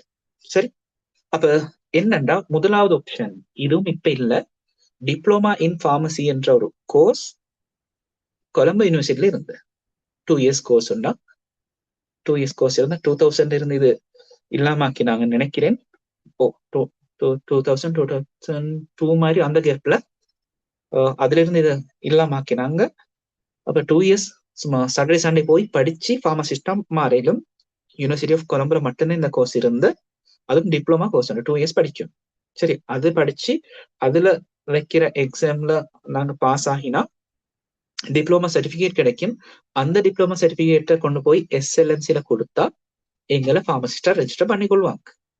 சரி, அது இன்னொரு ஆப்ஷனா இருந்தது, இப்ப இல்ல, நோமோ. சரி, அது இல்லாம, சரி, அப்ப அது இல்லதானே. இப்ப இன்னொரு மெத்தட் இருக்குது, பிஎஸ்சி இன் ஃபார்மசி என்று கொலம்போ யூனிவர்சிட்டியில ஒரு டிகிரி செய்யல. சரி, இப்ப நீங்க பிஎஸ்சி செய்யற ஸ்டூடெண்ட்ஸ் தெரியுமே, பிஎஸ்சின்றது ஸ்டார்ட்ல 2 இயர்ஸ் ஜென்ரலா படிக்கணும். சரியா? அந்த 2 இயர்ஸ்ல காட்டுற பெர்ஃபார்மன்ஸை வச்சு எடுக்கிற ஜிபிஏல இருந்து உங்களுக்கு என்ன செய்யலாம், சில கோர்சஸ்க்கு ஸ்பெஷலுக்கு அப்ளை பண்ணிடும். சரி, நம்மள சொல்ல ஜஃப்னில் ஒரு புள்ள இருந்தேன்னு சொன்னதானே. அப்ப அங்க சில லிமிடெட் கோர்சஸ் தான் இருக்கும். லிமிடெட் கோர்சஸ்ன்றதை விட சப்ஜெக்ட்ஸ் தான் இருக்கும். சொல்லுமே ஒரு 4 சப்ஜெக்ட் தான் செய்யணும். கெமிஸ்ட்ரி, பொட்டனி, ஜூலஜி, ஒரு கம்ப்யூட்டர் சயின்ஸோ இல்ல ஸ்டாட்டிஸ்டிக்ஸோ, அது மாதிரி ஏதோ 4 சப்ஜெக்ட் வைங்க. அந்த 4 சப்ஜெக்ட்ல ஒரு சப்ஜெக்ட்ல ஸ்பெஷல் செய்யலும் ஜிபிஏ நல்லா கூடயா இருந்தா. ஏ லெவல் செட் ஸ்கோர் மாதிரி கேம்பஸ்ல ஜிபிஏன்னு ஒரு சாமன்றைக்கு அதை கால்குலேட் பண்ற ரிசல்ட்ஸை வச்சு எடுக்கிற ரிசல்ட்ஸை வச்சு, சரியா, அதுல நல்லாவே ஓவரால் பெர்ஃபார்மன்ஸ் நல்லா இருந்தா ஒன்றுல சரி. இப்ப சொல்லும் கெமிஸ்ட்ரி மட்டும் தனியாக எடுத்துக்கொண்டு அதுல இன்னும் 2 வருஷம் படிச்சு டோட்டலா 4 இயர்ஸ் ஸ்பெஷல் செய்யறா, இன்னும் 2 இயர்ஸ் படிச்சு கெமிஸ்ட்ரி ஸ்பெஷலிஸ்டா மாறிடு. சரி, இப்ப அவங்க பிஎஸ்சின்னு போட்டுட்டு SPL இல்லாட்டி ஸ்பெஷல் இன் கெமிஸ்ட்ரின்னு போடுவாங்களே, அது மாதிரி எல்லா யூனிவர்சிட்டிலையும் அப்படி ஒவ்வொரு ஸ்பெஷல் செய்யலும். ஆனா கொலம்போ யூனிவர்சிட்டியில மட்டுமா அடுத்த யூனிவர்சிட்டிஸ்ல இல்ல. பிஎஸ்சி செய்யற ஸ்டூடெண்ட்ஸ்க்கு 2 இயர்ஸ்ல ஒரு சாய்ஸ் கொடுக்குற ஃபார்மசி என்ற ஒரு ஃபீல்டு. சரி, ஃபார்மசில அவங்களுக்கு ஸ்பெஷல் செய்யலும். லிமிடெட் ஸ்டூடெண்ட்ஸ் பிஎஸ்சி 2 இயர்ஸ் செஞ்சிருக்கணும், நல்ல பெர்ஃபார்மன்ஸ் காட்டிருக்கணும். ஜிபிஏ வச்சு ஒரு லிமிடெட் நம்பர்ஸ்க்கு இந்த ஃபார்மசியில ஸ்பெஷல் செய்ய கொடுப்பாங்க. அப்ப அவங்களுக்கு கிடைக்கிற டிகிரி என்னன்னா பிஎஸ்சி இன் ஃபார்மசி. கெமிஸ்ட்ரியில செஞ்சா பிஎஸ்சி இன் கெமிஸ்ட்ரி போடுறது. அது இல்லாம 3 இயர்ஸ்ல ஜெனரலோட முடிச்சு கொண்டா பிஎஸ்சி இன் பயாலஜிக்கல் சயின்ஸ் தான் போடும், இல்லாட்டி பிஎஸ்சி இன் பிசிக்கல் சயின்ஸ் போடும் மெட்ஸ் ஆட்களுக்கு. அப்ப இந்த கொலம்போ யூனிவர்சிட்டியில ஸ்பெஷல் செய்யறதுக்கு கிடைச்சா பிஎஸ்சி இன் ஃபார்மசி இல்லாட்டி ஃபார்மசியில ஸ்பெஷல் கிடைச்சா அவங்களோட டிகிரி சர்டிபிகேட்டை வச்சுக்கொண்டு, சரி, அவங்களோட டிகிரி சர்டிபிகேட்டை வச்சுக்கொண்டு எஸ்எல்எம்சில ரெஜிஸ்டர் ஆகலாம் ஃபார்மசிஸ்டா. அது இல்லைன்னா ஸ்டேட் யூனிவர்சிட்டிஸா, ஓப்பன் யூனிவர்சிட்டிலையும் பிஃபார்ம் கோர்ஸ் இருக்குது, அதே மாதிரி பிரைவேட்ல லிங்கன்லயும் பிஃபார்ம் அண்ட் டிகிரி ஒன்று இருக்குது. ஆனா அந்த ஓப்பன் ஆയിരിக்கட்டும் பிரைவேட் கேம்பஸ் ஆയിരിக்கட்டும் அங்கே பிஃபார்ம் முடிச்சேன்றதுக்கு உங்களுக்கு லைசன்ஸ் எடுக்கல. இல்லைங்கதா ஸ்டேட் யூனிவர்சிட்டியில, சரி, ஸ்டேட் யூனிவர்சிட்டியில, அதாவது உங்களோட யூஜிசி புக்ல இருக்கிற யூனிவர்சிட்டி, அந்த ஏதாச்சும் ஒரு யூனிவர்சிட்டியில பிஃபார்ம் டிகிரியே முடிச்சு, அதுவும் எல்லா யூனிவர்சிட்டிலையும் பிஃபார்ம் இருக்காது, இல்லையே, சபரகமலையும் இல்ல, மற்றது வயம்பல இல்ல, ஜஃப்னால இருக்கி, கொலம்புல இருக்கி, ருகுனால இருக்கி, அது மாதிரி லிமிடெட் யூனிவர்சிட்டிஸ்ல தான் இருக்குது. அந்த பிஃபார்ம் என்ற டிகிரியை கம்ப்ளீட் பண்ணினா பேரதில் இருக்கு, சரி, பிஃபார்ம் டிகிரியை முடிச்சா ஸ்டேட் யூனிவர்சிட்டியில அந்த டிகிரி சர்டிபிகேட்டை வச்சுக்கொண்டு உங்களுக்கு ஃபார்மசி லைசன்ஸ் எடுக்கணும், அதாவது நீங்க ஒரு ரெஜிஸ்டர்ட் ஃபார்மசிஸ்டா மாறிடும். அப்ப பாருங்க, இந்த எஸ்எல்எம்சில ரெஜிஸ்டர் ஆகிறதுக்கு நிறைய விதிகள் இருக்கிறது, மெத்தட்ஸ் இருக்கு. எது ஆகும் ஈஸியான மெத்தட் உங்களுக்கு வேணும் சொல்லுங்க பாப்போம். இவ்வளவு நேரம் கதைச்சத்துல ஒன்று எக்ஸ்டர்னல் ஃபார்மசி இருக்கு, சரி, அடுத்தது இப்ப இன்டர்னல் ஃபார்மசி இல்ல தானே, அதை கதைக்காம இருப்போம். அடுத்த டிப்ளமா இன் ஃபார்மசியும் இல்ல, கதைக்காம இருப்போம். நான் எக்ஸாம் நீங்க எழுத வரும். அடுத்தது இருக்கு என்னது, கொலம்போ யூனிவர்சிட்டியில பிஎஸ்சி இன் ஃபார்மசி, சரி, அது இல்லாம பிஃபார்ம் இருக்கு. இப்ப இந்த 3 மெத்தட் தானே இருக்குது. இந்த 3லையும் எது ஈஸி சொல்லுங்க.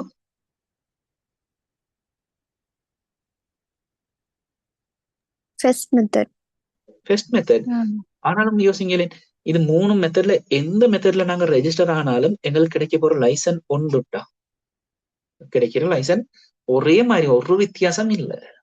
எனக்குதான் நீங்க எக்ஸ்டர்னல் ஃபார்மசி எக்ஸாம் செஞ்சா என்ன, பிஎஸ்சி இன் ஃபார்மசி செஞ்சா என்ன, இல்லாட்டி பிஃபார்ம் செஞ்சாதான் என்ன, கிடைக்க போற லைசனும் ஒரே மாதிரி. அதே மாதிரி நீங்க கண்டிருப்பீங்களே, டாக்டர்ஸ் மாதிரி பிபி செய்யறா, பிரைவேட் பிராக்டிஸ் செய்யறா, அதை டிஸ்பென்சரி செய்யறா, பெரிய போர்டு அடிச்சிருப்பாங்க பாருங்க, டாக்டர் பேர் எம்பிபிஎஸ் போட்டுட்டு எந்த யூனிவர்சிட்டியில படிச்சு ஸ்பெஷல் செஞ்சிருந்த அந்த யூனிவர்சிட்டி எல்லாம் போட்டுட்டு கடைசியில ஒரு இப்படி ஒன்று எழுதிருப்பாங்க, எஸ்எல்எம்சி ஆர்இஜி என்னொண்டு அப்படின்னு என்ன அர்த்தம்? Registration number. அப்படி ஒரு 4-5 டிஜிட் நம்பர் ஒன்று எழுதுவாங்க. அதாவது எத்தனாவது மெடிக்கல் பிராக்டிஷனரா எஸ்எல்எம்சில அவர் ரெஜிஸ்டர் பண்ணிருக்கீங்க, அதுதான் அந்த நம்பர்.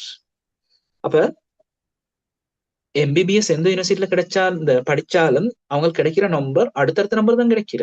சும்மா சொல்லுமே, சும்மா ஒரு டாக்டர் ஒன்று போய் இப்ப ரெஜிஸ்டர் பண்ணினா பெரதர் யூனிவர்சிட்டி என்று அவருக்கு இப்ப சும்மா நார்மலா சொல்றேன்னா எக்ஸாம்பிளுக்கு 501 நம்பர் கிடைச்சிருச்சு. அடுத்தது ஈஸ்டர்ன்ல மெடிசின் முடிச்ச ஒரு டாக்டர் போய்த்து அவர் ரெஜிஸ்டர் பண்ணா அவருக்கு 502 நம்பர் கிடைக்கிறது. வித்தியாசம் பண்ற இல்லையே. அதே மாதிரிதான் இந்த ஃபார்மசிக்கும் இந்த ரெஜிஸ்ட்ரேஷன் நம்பர் கொடுக்குற மெடிக்கல் கவுன்சில் அவங்களுக்கும் இதே மாதிரிதான். எக்ஸ்டர்னல் ஃபார்மசி போய் செஞ்சா அவருக்கு நான் சொல்ல 1320. அதே மாதிரி பிஎஸ்சி இன் ஃபார்மசி பைத்து அவர் அடுத்த ரெஜிஸ்டர் ஆனா அவருக்கு 1321. அடுத்த பிஃபார்ம் பைத்து ஒரு ஆள் செஞ்ச ஒரு ஆள் பைத்து ரெஜிஸ்டர் ஆனா அவருக்கு 1322. நம்பர்ல கூட எந்த வித்தியாசமும் இல்லை. இவங்க எக்ஸ்டர்னல் ஃபார்மசி அவங்களுக்கு வேறையா நம்பர் கொடுக்கணும், இவங்க பிஎஸ்சி இன் ஃபார்மசி வேறையா நம்பர் கொடுக்கணும், இவங்க பிஃபார்ம் 4 வருஷம் கஷ்டப்பட்டிருக்கீங்க சொல்லி வேற நம்பர் கொடுக்கணும், வேற லைசன்ஸ் கொடுக்கணும், வேற சலுகை கொடுக்கணும், ஒன்றுமே இல்லை. அவருக்கு கிடைக்கிற லைசனும் சேம், கிடைக்கிற நம்பரும் அடுத்தடுத்த நம்பர்ஸ், இந்த லைசனை வச்சு செய்ய வேண்டிய ஒர்க்ஸும் எல்லாமே சேம். விளங்குதா? கொஞ்சம் சரி வித்தியாசப்படுற இல்லை. அதால இப்பவே விளங்குதே, நீங்க பிஃபார்ம் கிடைக்கலனாலும் இப்படி ஒரு கோர்சஸ் செய்யறதால பிஃபார்ம் லெவலுக்கு வருவீங்க. சரியா? ஸ்ரீலங்கால பிஃபார்ம் டிகிரி ஹோல்டர் செய்யற அவ்வளவு வேலையும் உங்களுக்கு செய்யலாம். சரிதானே? இப்ப விளங்குதே. இன்னும் முன்னுக்கு போக்கிட்ட விளங்கும் இதுல வேர்த்தன்னா என்னென்ன செய்யணும். அப்ப இதுவும் வந்துட்டு பாருங்க, நாங்க படிச்சதும் தியரி தான், இதுலயும் கேள்வி கேட்கணும். இப்ப என்ன கேட்கிற, ஒரு ஃபார்மசிஸ்டா எஸ்எல்எம்சில ரெஜிஸ்டர்ட் ஆக வேணுமெண்டா என்னென்ன குவாலிஃபிகேஷன் உங்கள்ட்ட இருக்கணும். நீங்க இதை அப்படியே ஆன்சரா எழுதணும். இதுல படிச்சு பாடமாக்குறதுக்கு ஒண்ணும் இல்லையே, நடைமுறை உள்ள. சரி, உங்களுக்கு குறைஞ்சது இதாவது தெரியுமே, என்னது எக்ஸ்டர்னல் ஃபார்மசி எக்ஸாமினேஷன்ல பாஸ் பண்ணிருக்கணும், இல்லண்டா B.Pharm கம்ப்ளீட் பண்ணிருக்கணும் ஸ்டேட் யூனிவர்சிட்டியில. இது பாடமாக்குறதுக்கு ஒண்ணும் இல்லையே. சரி, மீதி ரெண்டையும் ஞாபகம் வச்சு கொள்ளையில. சரி, ஒரு சிம்பிளான கோர்ஸ் உண்டு. சரி, பார்த்துட்டு போ. இப்ப உங்கள்ட்ட கேள்வி ஒண்ணு கேட்க போறேன். இருக்கிறீங்க தானே? ஓ சார். பாப்போம், கொஞ்சம் ஹேண்ட் ரைஸ் பண்ணுங்க பாப்போம். ஆக்டிவா இருக்கிற ஆட்கள் ஹேண்ட் ரைஸ் பண்ணுங்க. Okay, only 8 students.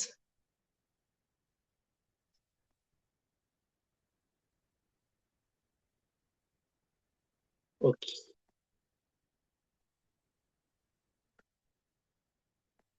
ஓகே, இன்னும் ஓகே ஓகே அப்ப இருக்கிறீங்க. இப்ப நான் கதைக்க போறது கேள்விக்கு தான் மாற, ஆனா அதுவும் பாருங்க எங்களுக்கு ஒரு நாலேஜ் ஒன்று தான் தர போறது. நான் கேட்கிற இந்த வேர்டுக்கும் இந்த வேர்டுக்கும் உள்ள வித்தியாசம் என்னன்னு நீங்க சொல்லணும். என்னண்டா, ஒன்று ப்ரொஃபஷன்,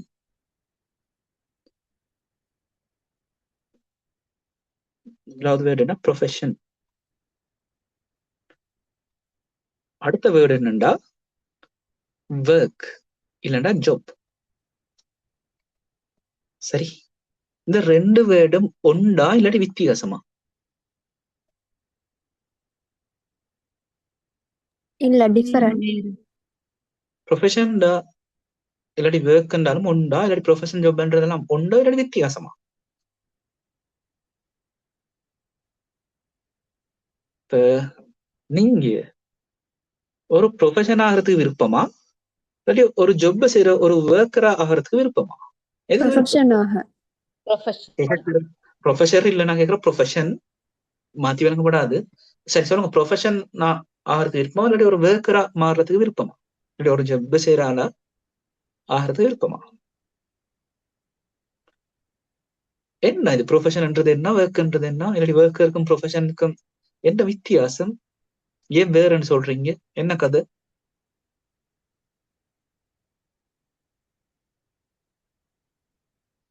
சரி, நான் சிம்பிளா கேட்கிறேனே, டீச்சர் இல்லாட்டி டீச்சிங் ப்ரொஃபஷனா ஒர்க்கா ஜப்பா? ப்ரொஃபஷன். டீச்சர் ப்ரொஃபஷன், அப்படித்தானே? நீங்க கண்டிருப்பீங்களே, லெவல் கட்டாயம் கடந்து தானே வந்திருப்பீங்க. சேர்மார்ட பிளேயர்ஸ பார்த்தா, பேனர்ஸ் போஸ்டர் பார்த்தா கீழாகவே என்ன எழுதிருக்கேன்? ப்ரொஃபஷனல். சொல்லுங்க, கெமிஸ்ட்ரி டீச்சர் ஒண்ணுண்டா ப்ரொஃபஷனல் கெமிஸ்ட்ரி டீச்சர் போட்டிருக்கேன். அப்படித்தானே கண்டிருக்கீங்க தானே? Professional chemistry teacher, professional physics teacher, professional biology teacher என்னெல்லாம் போட்டிருக்காண்டு இல்லையா?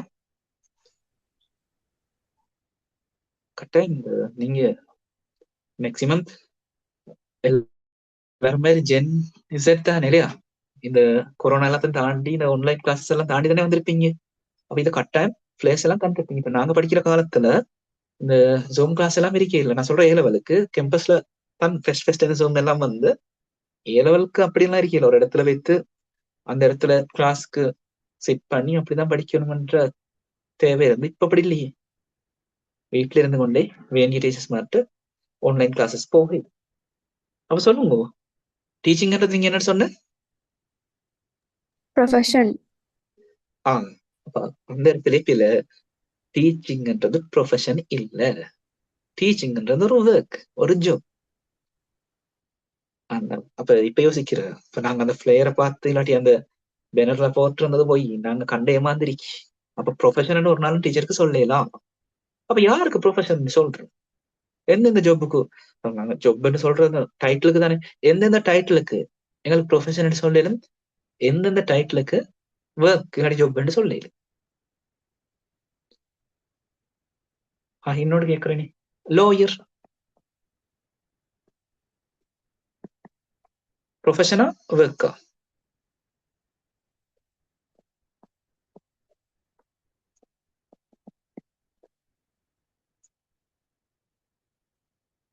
இப்ப முதலாவது ஆன்சர் பிழைச்சுதான், இனி ஆன்சர் சொல்ல மாட்டீங்க. ப்ரொஃபஷன்.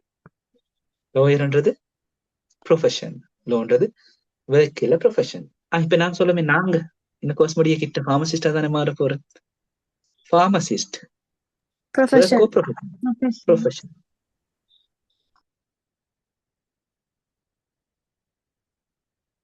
அப்ப முக்கியம் ஒர்க்கும் ப்ரொஃபஷனும் வித்தியாசம் விளங்கிக்கோங்க. மேக்சிமம் நீங்க இனிதான் யூனிவர்சிட்டி அப்ளை பண்ண போறீங்கன்னா ஒரு ப்ரொஃபஷன் இல்லாட்டி ஒரு ப்ரொஃபஷனை தார கோர்ஸுக்கு நீங்க அப்ளை பண்ண ட்ரை பண்ணுங்க. சரி, சும்மா ஒரு ஒர்க் செய்ய போற இடத்துக்கு தான் போவீங்கன்னா அந்த டிகிரியை முடிச்சு அந்த டிகிரிக்கு அப்ளை பண்றத குறைச்சவங்க, இல்லாட்டி கடைசிக்கு அதை அப்ளை பண்ணுங்க அந்த ஆர்டர்ல இருக்குதானே. அப்ப இப்ப சொல்லுங்க, ப்ரொஃபஷனுக்கும் ஜாபுக்கும் என்ன வித்தியாசம் இந்த இடத்துல நீங்க பாருங்க. சிம்பிளாக சொல்றேன்டா, ஒரு ப்ரொஃபஷன்டா அந்த வேலைய இப்ப நம்ம சொல்லுமே, இப்ப நீங்க ஒரு ஃபார்மசிஸ்டா மாறி லோயரா மாறிக்கேண்டு. சரி, லோயர் எடுப்போமே, ஃபார்மசிஸ்ட் இதுல படிக்க தானே போற. லோயரோட வேலை என்ன? படத்துல கண்ட விஷயங்களை சொல்லுங்க. லோயரோட வேலை என்ன? வாதாடுற திறமைக்கணும். வாதாடுற தானே அவரோட மெயின். நாங்க படத்துல எல்லாம் பாக்குறது, ஒரு லோயர்னு கருத்து போட்டு என்ன செய்யறது, கோர்ட்ல ஆகிய பண்ற வாதாடுற, ஒரு கோர்ஸ் எடுத்து இந்த கேஸ் ஒன்று எடுத்து வாதாடுற.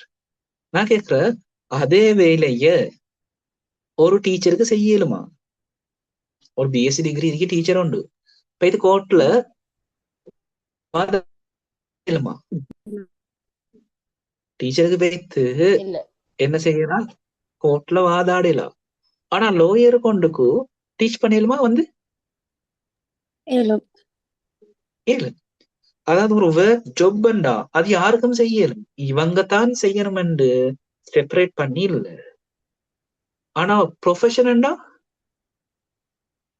அது இந்த இந்த ஆட்கள் இந்த குவாலிஃபிகேஷன் இருந்தா மட்டும்தான் அதை செய்யலும் என்று என்ன வச்சிருக்கு, செப்பரேட் பண்ணி வச்சிருக்கு.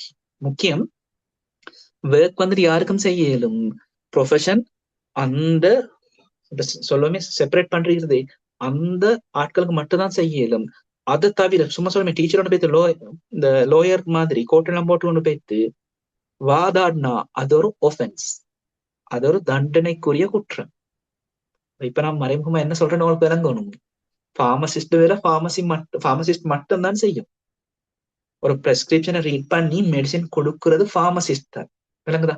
இல்லைன்னா ஹாஸ்பிட்டல் டிஸ்பென்சர்ஸ். இப்ப ரிட்டைல் ஃபார்மசில பெரும்பாலான ஃபார்மசிஸ்ட் இல்ல. சரியா? கொஞ்சம் காலம் பழகி நிறைய பெரிய பெரிய ஃபார்மசியில இருந்துட்டு என்ன செய்யற, ஊர்ல வந்து சின்ன ஒரு ஃபார்மசியை போட்டுக்கொள்ற, வெளியில போயிட்டு நல்லா பழகிட்டு வந்து ஊர்ல வந்து சின்ன ஒரு ஃபார்மசியை போட்டுக்கொள்ற. அதுக்கப்புறம் அவர் பிரெஸ்கிரிப்ஷன்லாம் ரீட் பண்ணி மெடிசின் கொடுக்குற, அது ஒரு தண்டனைக்குரிய குற்றம். ஃபார்மசிஸ்ட் இல்லாம அந்த இடத்துல வேறொரு ஆள் இருந்து இப்படி பிரெஸ்கிரிப்ஷனை இஷ்யூ பண்ணி அது மாட்டினண்டா 1 lakh, சரியா? 1 lakh வந்துட்டு ஃபைன். அதை விட மோசம் என்னண்டா, கட்டாயம் ஒரு பேப்பர்ல, அதாவது என்ன பேப்பர்னா நான் சொல்றேன், டெய்லி மிரர், லங்காதீப், அது மாதிரி பேப்பர்ஸ் இருக்குதே, அப்படி ஒரு பேப்பர்ல அவங்க செஞ்சது பிழை, இனி இந்த பிழைய செய்ய மாட்டேன்னு முழு ஸ்ரீலங்காவுக்கும் அனௌன்ஸ் பண்ணணும். ஒரு பிரசுரம் மாதிரி என்ன செய்யணும், பப்ளிஷ் பண்ணணும். விளங்குதா? அதுக்கு வர அவ்வளவு செலவும் நாங்க தான் எடுக்கணும். அதாவது அவங்க பிழை செஞ்ச ஆள் தான் எடுக்கும். தண்டனைக்குரிய குற்றம், மாட்டின பிரச்சனை. அதான் இந்த ஃபார்மசில மூட வேண்டிய நிலைமை வருது.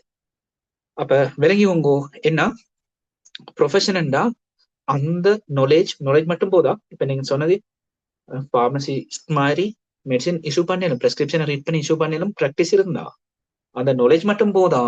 முக்கியம் ப்ரொஃபஷன் ஆட்கள் அவ்வளவு பேத்துக்கும் இந்த லைசன் ஒன்று இருக்கு, விளங்குதா? லைசன் இருக்கு. நீங்க அப்ப இனி கேட்டா இந்த டைட்டில் ப்ரொஃபஷனா ஒர்க் ஆயிரடி ஜொப்பான்னு கேட்டா யோசிங்கோ, யார் யாருக்கெல்லாம் மயில லைசன் இருக்குது அவங்க அவ்வளவுமே ப்ரொஃபஷன்ல உள்ள ஆட்கள். லைசன் இல்லாம என்னென்ன வேலை எல்லாம் செய்யணுமோ அது எல்லாமே ஜாப். சரியா? அதெல்லாம் யாருக்கும் செய்யல. இப்ப டீச் பண்றது, இப்ப நானும் தான் கூட ஏ லெவலுக்கு டீச் பண்றேன், இல்லாட்டி ஓரளவு டீச் பண்றேன். வந்து போலீஸ் வந்து என்ன அரெஸ்ட் பண்ணாது, ஏன் நீங்க டீச் பண்ண அரெஸ்ட் பண்ணாது, அது ஒஃபென்ஸ் இல்ல. விளங்குதா? அதே ஒரு டீச்சர் வந்து ஃபார்மசியை ரன் பண்ணினா ஒஃபென்ஸ். சரி, டீச்சர் வந்து ஃபார்மசியோட வேலை செய்யல, ஆனா ஃபார்மசிக்கு டீச்சர்ட வேலை செய்ய. அப்ப ஒரு ப்ரொஃபஷனண்டா கட்டாயம் அவங்களுக்கு லைசன்ஸ் இருக்கு. சரி, லோயருக்கும் கூட பார் கவுன்சில்ல ரெஜிஸ்டர் ஆகி லைசன்ஸ் எடுக்கணும். சில படத்துக்களை பாருங்க, மீட்டர் ஆகிருக்கும், சில டயலாக் சொல்றீங்க, பார் கவுன்சிலுக்கு சொல்லி உங்களோட லைசனை டெர்மினேட் பண்ண சொல்றேன், இல்லாட்டி கேன்சல் பண்ண சொல்றேன். இப்ப லோயருக்கு லைசன்ஸ் இருக்கு, இன்ஜினியர்ஸ்க்கு லைசன்ஸ் இருக்குது, சரி, டாக்டர்ஸ்க்கு லைசன்ஸ் இருக்குது, ஃபார்மசிஸ்டுக்கு லைசன்ஸ் இருக்குது. சரி, அப்படி லைசன்ஸ் இருக்கிறது அவ்வளவுமே ப்ரொஃபஷனுக்கு கீழே வார். லைசன்ஸ் இல்லாத ஜாபுக்கு கீழே வார். அப்ப அது மாதிரி ஒரு ப்ரொஃபஷனுக்கு தான் நாங்க ப்ரிப்பேர் ஆகிறோம், படிக்கிறோம், அதுக்குதான் இவரும் ட்ரை பண்றோம். சரி, இப்ப பாக்குற, இப்ப சொல்லுங்க, ஹாஸ்பிட்டல்ஸ்ல உள்ள ப்ரொஃபஷனல்ஸ் யாரு, ஸ்கில் பேஷன்ஸ் யாரு, அதாவது ஜாபுக்கு வர யார் யாரு, ப்ரொஃபஷனலுக்கு வர யார் யாரு ஹாஸ்பிட்டல்ல சொல்லுங்க. ஒன்று ப்ரொஃபஷனல்ஸ், டாக்டர்ஸ், நர்ஸ், நர்ஸ்,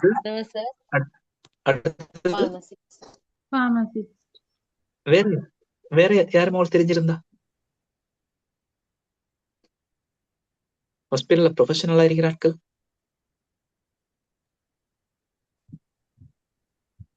உங்களுக்கு தெரிஞ்ச அடுத்த கொஸ்டின், எம்எல்ஏ செஞ்சா வாரது, எம்எல்ஏ செஞ்சா எம்எல்டி மார், medical laboratory scientist, lab assistant வராதான்.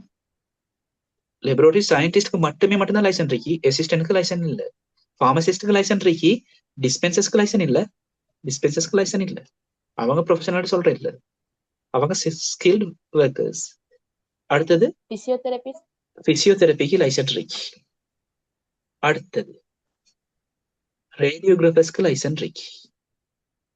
சரி, அவ்வளவுதான் லைசன்ஸ் பொதுவா இருக்கு. வெட்டினரி டாக்டர்ஸ்க்கு இருக்கா, டென்டல் டாக்டர்ஸ்க்கும் இருக்கு. மெடிக்கல் டாக்டர்ஸ் கிட்ட அதெல்லாம் வருமா? வெட்டினரி, டென்டிஸ்ட், அவங்க எல்லாம் டாக்டர்ஸ் உலக வாரதே. வேற யாருக்கு இருக்கு?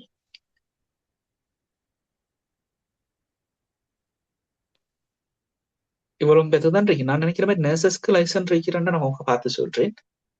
இது பிக்சர்ல இருந்தாலும் அப்படியே போட்டு ஸ்ரீலங்கால நர்சஸ்க்கு லைசன்ஸ் கொடுக்கறதாண்டு நான் ஒரு பார்த்து சொல்றேன்.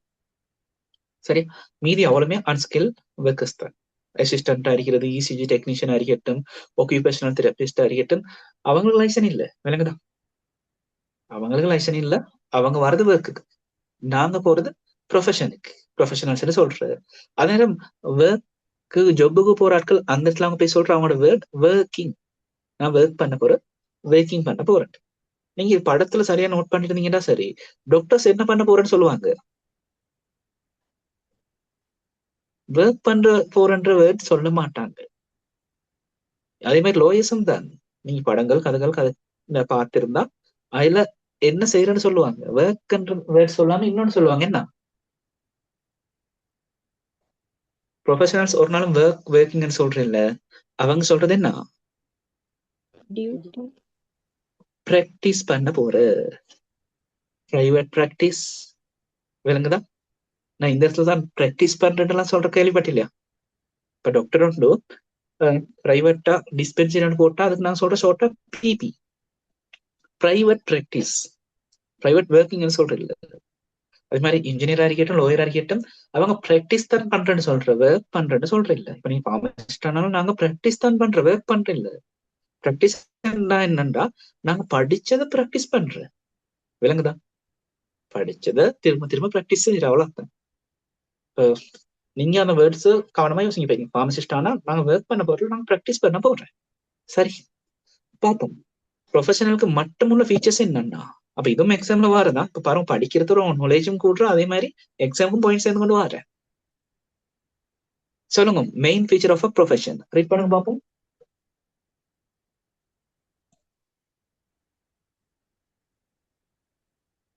முதலாவது பாயிண்ட் என்ன? ஸ்பெஷலைஸ்ட் நாலேஜ் இருக்கணும். அப்ப இப்ப லோயர்னா லோ பத்திய ஸ்பெஷலான நாலேஜ் இருக்கணும். அதாவது மீதி எல்லாத்தையும் படிக்கணும் மட்டும் தேவையில்லை. லோயருக்கு தேவைன்னா லோ மட்டும், அதுல அந்த ஃபீல்ட்ல நாலேஜ் இருக்கணும். இப்ப நாங்க ஃபார்மசிஸ்ட்னா எங்களுக்கு ரிலேட்டடான ஃபார்மகாலஜி ஃபார்மசியூட்டிக்ஸ்ல ஸ்பெஷலைஸ்ட் நாலேஜ் இருக்கணும். ஸ்பெஷலைஸ்ட் என்ன சொல்ல வரேன்டா, நாங்க எதை ப்ராக்டிஸ் பண்றதோ அதுக்குரிய நாலேஜ் இருக்கணும். இப்ப லோயர் வந்து ஃபார்மசிஸ்ட் பத்தி படிக்க தேவையில்லை, ஃபார்மகாலஜி எல்லாம் படிக்க தேவையில்லை. அதே மாதிரி ஃபார்மசிஸ்ட் இது லோ படிக்க தேவையில்லை. ஆனா இந்த இடத்துல நாங்க படிக்கிற எங்களுக்கு ப்ராக்டிஸ் பண்றதுக்கு தேவையான லோ மட்டும். சரி, அதே மாதிரி டாக்டர்ஸ் பத்தி இன்ஜினியர்ஸ் விஷயம் படிக்க தேவையில்லை. அவங்களோட ஃபீல்டுக்கு தேவையான நாலேஜ் அவங்க படிக்கும். தான் ஸ்பெஷலைஸ்ட் நாலேஜ்னு சொல்றாரு. ஆனா சில நீங்க செய்யற டிகிரி அப்படி இல்லை பாருங்க, இதையும் படிக்கிற அதையும் படிக்கிற அங்கேயும் படிக்கிற இங்கேயும் படிக்கிற, ஒரு தனியா ஸ்பெசிஃபிக்கா இந்த இதுக்கு மட்டும்தான் படிக்கிறேன்னு இல்லை. அப்படியான சில கோர்சஸ்க்கு நாங்க சொல்ற பிஓ கோர்சஸ். இது மாதிரி ஒரு ஜாப் ஓரியன்டா ஒரு தனி ப்ரொஃபஷன் படிக்கிறேன்னு நாங்க சொல்றதுக்கு அப்ளைட் கோர்சஸ் பாருங்க. அப்ளைட் கோர்சஸ் வேறையா இருக்கும். சரி, நேரம் ப்ராக்டிஸ் பண்றதுனால அப்ளைட் கோர்சஸ் தான் சொல்றேன். ஓகே, அப்ப அந்த ஃபீல்ட் பத்திய நாலேஜ் இருக்கணும். சரி, அதை டெஸ்ட் பண்றதுக்கு தான் எக்ஸாமினேஷன் வைக்கிறது. போதிய அளவு நாலேஜ் இருக்குதா, இருந்தா உங்களுக்கு என்ன செய்யணும், ப்ராக்டிஸ் பண்ணிடலாம். அடுத்தது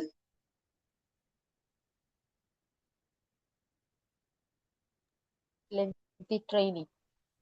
லென்த்தி ட்ரைனிங். இதில் என்ன விளங்கி கொள்றீங்க? லென்த்தி ட்ரைனிங் தான்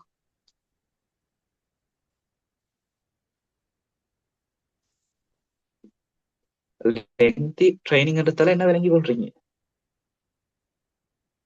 லென்த் என்ன? லென்த் என்ன? லென்த்தி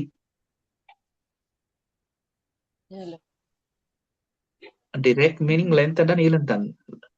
சரி, ட்ரைனிங் தொடர்ச்சியான பயிற்சி. அப்படின்னா நாங்க மிச்ச காலம் படிக்கணும்னு சொல்றோம், அதையா சொல்றாங்க? படிச்சு முடிஞ்ச பிறகு மிச்ச காலம் ட்ரெயின் ஆகணும் அப்படி சொல்றாங்க. என்ன சொல்ல வராங்க லென்த் ட்ரைனிங்ல? இப்ப பிஃபார்ம்னா 4 இயர்ஸ் படிக்கணும், அதான் லென்த்னு சொல்ற, அப்படியா? படிக்கிறதோட ட்ரைனிங். இந்த இடத்துல லென்த் ட்ரைனிங்ன்றதால எதை மீன் பண்றேன்டா, மத்த கோர்சஸ் மாதிரி நாங்க 2 இயர்ஸோ 20 மந்த்ஸோ இல்லாட்டி 4 இயர்ஸோ படிச்சுட்டு அப்படியே நிப்பாட்டி கொள்ளையலாம். நாங்க ரெஜிஸ்டர்ட் ஆனாலும் தொடர்ந்து படிச்சு கொண்டே ட்ரெயின் ஆகிக்கொண்டே இருக்கும். விளங்குதா? அப்டேட் ஆகிக்கொண்டே இருக்கும். இப்ப ஸ்ரீலங்கா அந்த அளவுக்கு அதெல்லாம் விரட்டி பாக்குற இல்ல. இருந்தாலும் ஃபாரின் கண்ட்ரிஸ்ல இப்ப கனடால எப்படி இருந்தா, இப்ப உங்களுக்கு இப்ப எப்படி இந்த 20 மந்த்ஸ் நீங்க படிக்கிறீங்க, 20 மந்த்ஸ் படிக்கிறீங்க, ஒரு எக்ஸாம் இருக்குது, அந்த எக்ஸாம்ல பாஸ் ஆனீங்கன்னா உங்களுக்கு ரெஜிஸ்ட்ரேஷன் கிடைக்குது, லைசன்ஸ் கிடைக்குது, எல்லாம் கிடைக்குது. அதுக்கப்புறம் உங்களுக்கு லைஃப் லாங்கா அந்த லைசனை பாவிக்கலாம் நீங்க ஒஃபென்ஸ்கள் செஞ்சு மாட்டிக்கொள்ளாம இருந்தா. சரியா? ஆனா இது எல்லா கண்ட்ரிலையும் அப்படி இல்லை. சரி, கனடால எல்லாம் பொறுத்தவரை எப்படின்னா ஒவ்வொரு வருஷமும் ஒவ்வொரு எக்ஸாம் இருக்கு. சரியா? இப்ப இந்த வருஷம் நீங்க எக்ஸாம்ல பாஸ் ஆகினீங்கன்னா அடுத்த இயர் எக்ஸாம் வர காட்டுல தான் லைசன்ஸ் கிடைக்குது. திரும்ப அடுத்த வருஷம் இன்னொரு எக்ஸாம், அதுலயும் பாஸ் ஆகினாதான் அதுக்கு அடுத்த வருஷத்துக்குரிய லைசன்ஸ் கிடைக்கும். அப்ப அவங்க தொடர்ந்தும் படிச்சு கொண்டே ட்ரெயின் ஆகிக்கொண்டே ப்ராக்டிஸ் பண்ணி கொண்டே நாலேஜோட அப்கிரேட் ஆகி கொண்டு இருக்கணும். ஆனா ஸ்ரீலங்கா அப்படி இல்லை. 83ல எக்ஸாம் செஞ்சு லைசன்ஸ் எடுத்த ஆட்கள் இன்னும் அந்த லைசனை கொடுத்துட்டு இருக்கிற அவங்க ஃபார்மசி பக்கமோ இந்த பக்கமோ பெருசா போற இல்ல, நாலேஜ்ன்றதே இல்ல. விளங்குதா? பேருக்கு லைசன்ஸ் மட்டும் இருக்கு. சரி, ஆனா அது இல்ல உண்மையிலேயே மெத்தட். நாங்களும் ஃபாரின் கண்ட்ரிஸ் மாதிரி ஆகணும், ஆனா இன்னும் அந்த அளவுக்கு ஸ்ரீலங்கால வரலை. ஸ்ரீலங்கால ஃபார்மசிஸ்ட என்னை மட்டும் அமுக்க அடக்கதான் பார்ப்பாங்க. விளங்குது? சில கண்ட்ரிஸ்ல டாக்டர்ஸ்க்கு ஈக்குவலா, சில கண்ட்ரிஸ்ல டாக்டர்ஸை விட மேல இருக்கிறது ஃபார்மசிஸ்ட். ஸ்ரீலங்கால எஸ்எல்எம்சியால தானே ஃபார்மசிஸ்ட கண்ட்ரோல் பண்றேன். எஸ்எல்எம்சின்றது மெடிக்கல் தானே, அதாவது அதுல இருக்கிற தனியா டாக்டர்ஸ், மெடிக்கல் பிராக்டிஷனர்ஸ், அவங்க அடுத்த ப்ரொஃபஷனை வளர விட்ற இல்லை. அப்படி இருக்கிற இந்த பிரச்சனை ஸ்ரீலங்கால இருக்கு.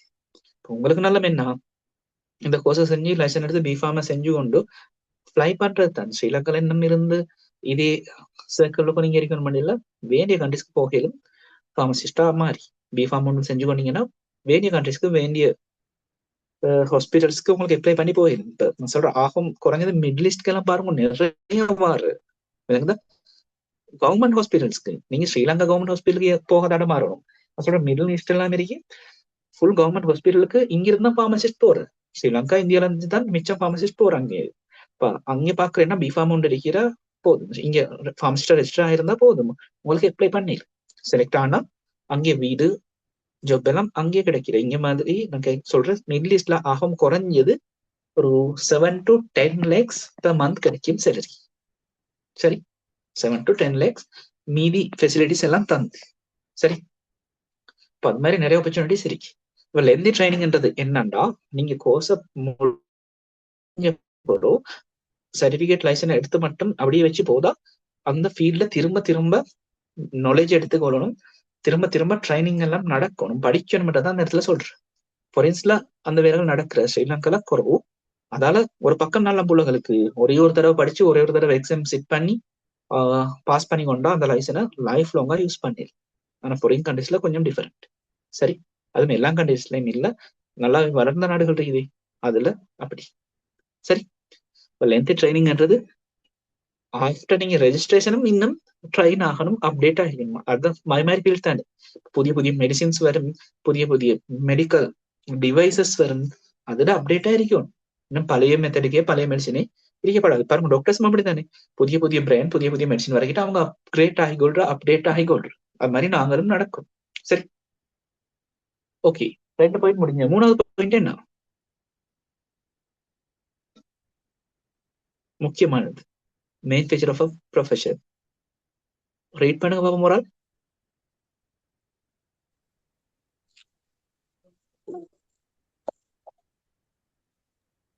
monopoly of practice.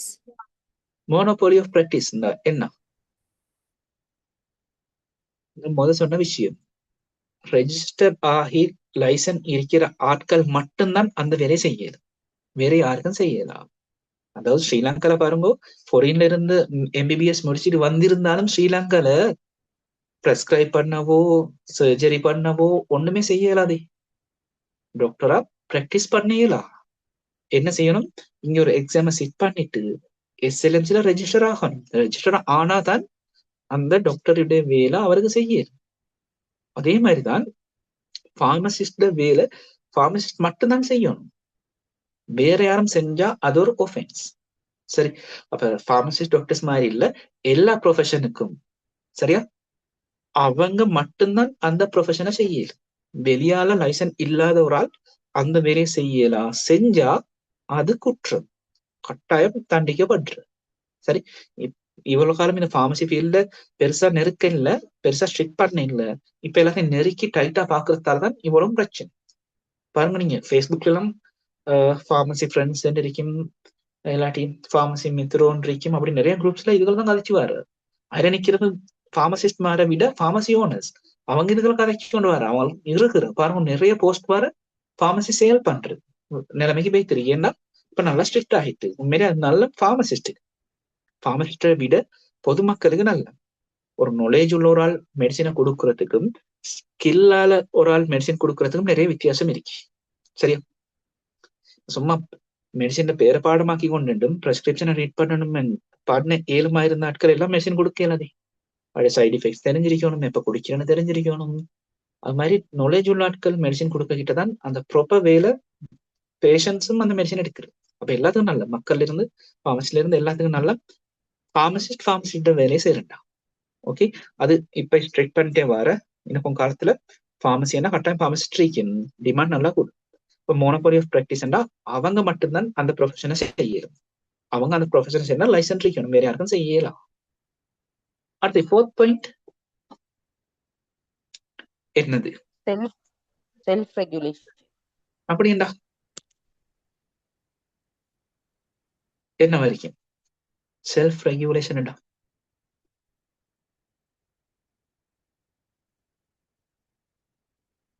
என்னண்டா, பார்மசிஸ்ட கண்ட்ரோல் பண்றதுக்கு ஒரு நிறுவனம் வேறையா இருக்கும், விளங்குதா? அதே மாதிரி லோயஸ் இந்த கண்ட்ரோல் பண்றதுக்கு வேறையா ஒரு லோயஸ்க்குரிய நிறுவனம் இருக்கும். லோயஸ் பொதுவா கண்ட்ரோல் பண்றது பார் கவுன்சில். அதே மாதிரி பார்மசிஸ்ட ரெகுலேட் பண்றது பொதுவா என்எம்ஆர் இல்ல. சரி, அடுத்த ஷார்ட் வேட் என்எம்ஆர். யாருக்காவது விரிவாக்கம் தெரிஞ்சிருந்தா NMRA. இதுலயும் கூட ஃபார்மசிஸ்ட் தான் ஒர்க் பண்றான். ஃபார்மசிஸ்ட் கண்ட்ரோல் பண்ணிடலாம். இதுக்கு டிகிரி தேவை NMRAக்கு. இப்போ இது முடிச்சு நீங்க டிகிரி முடிச்சா NMRAக்கு போகலாம். சொல்லுங்க விரிவாக்கம். NMRA national medicine regulatory authority. சரிதானே? அவங்க தான் ஃபார்மசிஸ்டா கண்ட்ரோல் பண்ற. ஃபார்மசிஸ்ட மட்டும் இல்ல, ஃபார்மசிய அதே மாதிரி இம்போர்ட் எக்ஸ்போர்ட் டிஸ்ட்ரிபியூஷன் மெடிசினோட சம்பந்தப்பட்ட அவ்வளவுக்கும் பொறுப்பு NMR. மெடிசினோட பொறுப்பான ஆட்கள் தானே ஃபார்மசிஸ்ட். அவ்வளத்தையும் கண்ட்ரோல் பண்றது NMR. இவங்க தான் ஃபைன் பண்றது, இவங்க தான் ஃபார்மசியை ரெஜிஸ்டர் பண்றதும் இவங்க தான், ஃபார்மசியோட லைசன்ஸ் கேன்சல் பண்றதும் இவங்க தான். சரி, ஓகே. அப்ப ஒவ்வொரு ப்ரொஃபஷனுக்கும் அவங்கள ரெகுலேட் பண்றதுக்கு ஒரு செல்ஃப் ரெகுலேஷன் நிறுவனம் ஒன்று இருக்கு. ஃபார்மசிஸ்டுக்கு ஸ்ரீலங்கால NMR. Last point,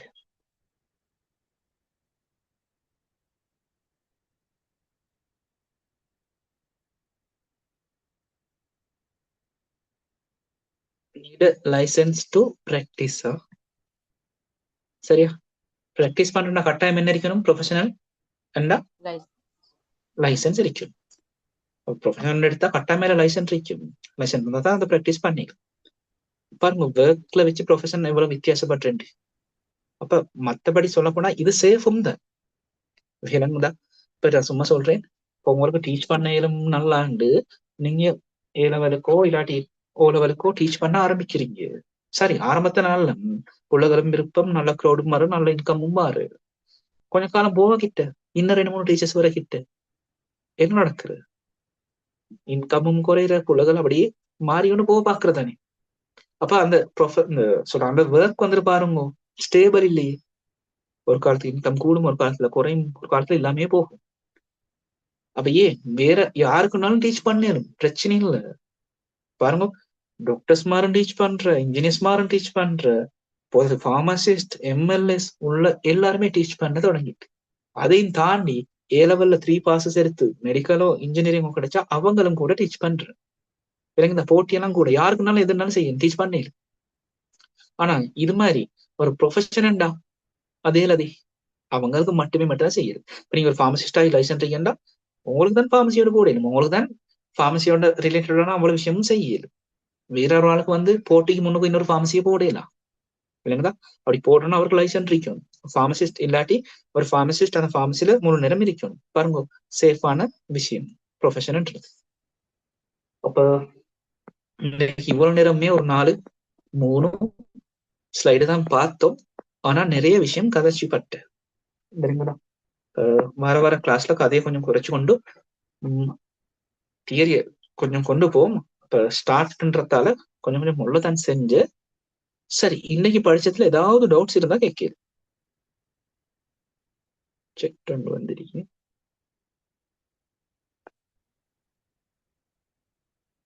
index number எல்லாத்துக்கும் ஒன்றுதான். என்னன்னா, உங்களோட ஐடியோட லாஸ்ட் 4 நம்பர்ஸ், அதோட உங்களோட ஃபோன் நம்பர், அதாவது தந்திரிக்க எனக்கு ஃபோன் நம்பர் தான் லாஸ்ட் 4 நம்பர்ஸ் ரெண்டையும் சேர்த்தா 8 நம்பர்ஸ் வரும். அதை நீங்க ரீநேம் பண்ணீங்கன்னா அதுதான் உங்களோட இண்டெக்ஸ் இல்லாட்டி யூசர் நேம். ஓகே, டவுட்ஸ் இருந்தால் கேட்கலாம். இல்லைண்டா உங்களுக்கு இந்த கிளாஸை பத்திர கமெண்ட்ஸ் இருந்தா எதையும் செக்ல போடலாம்.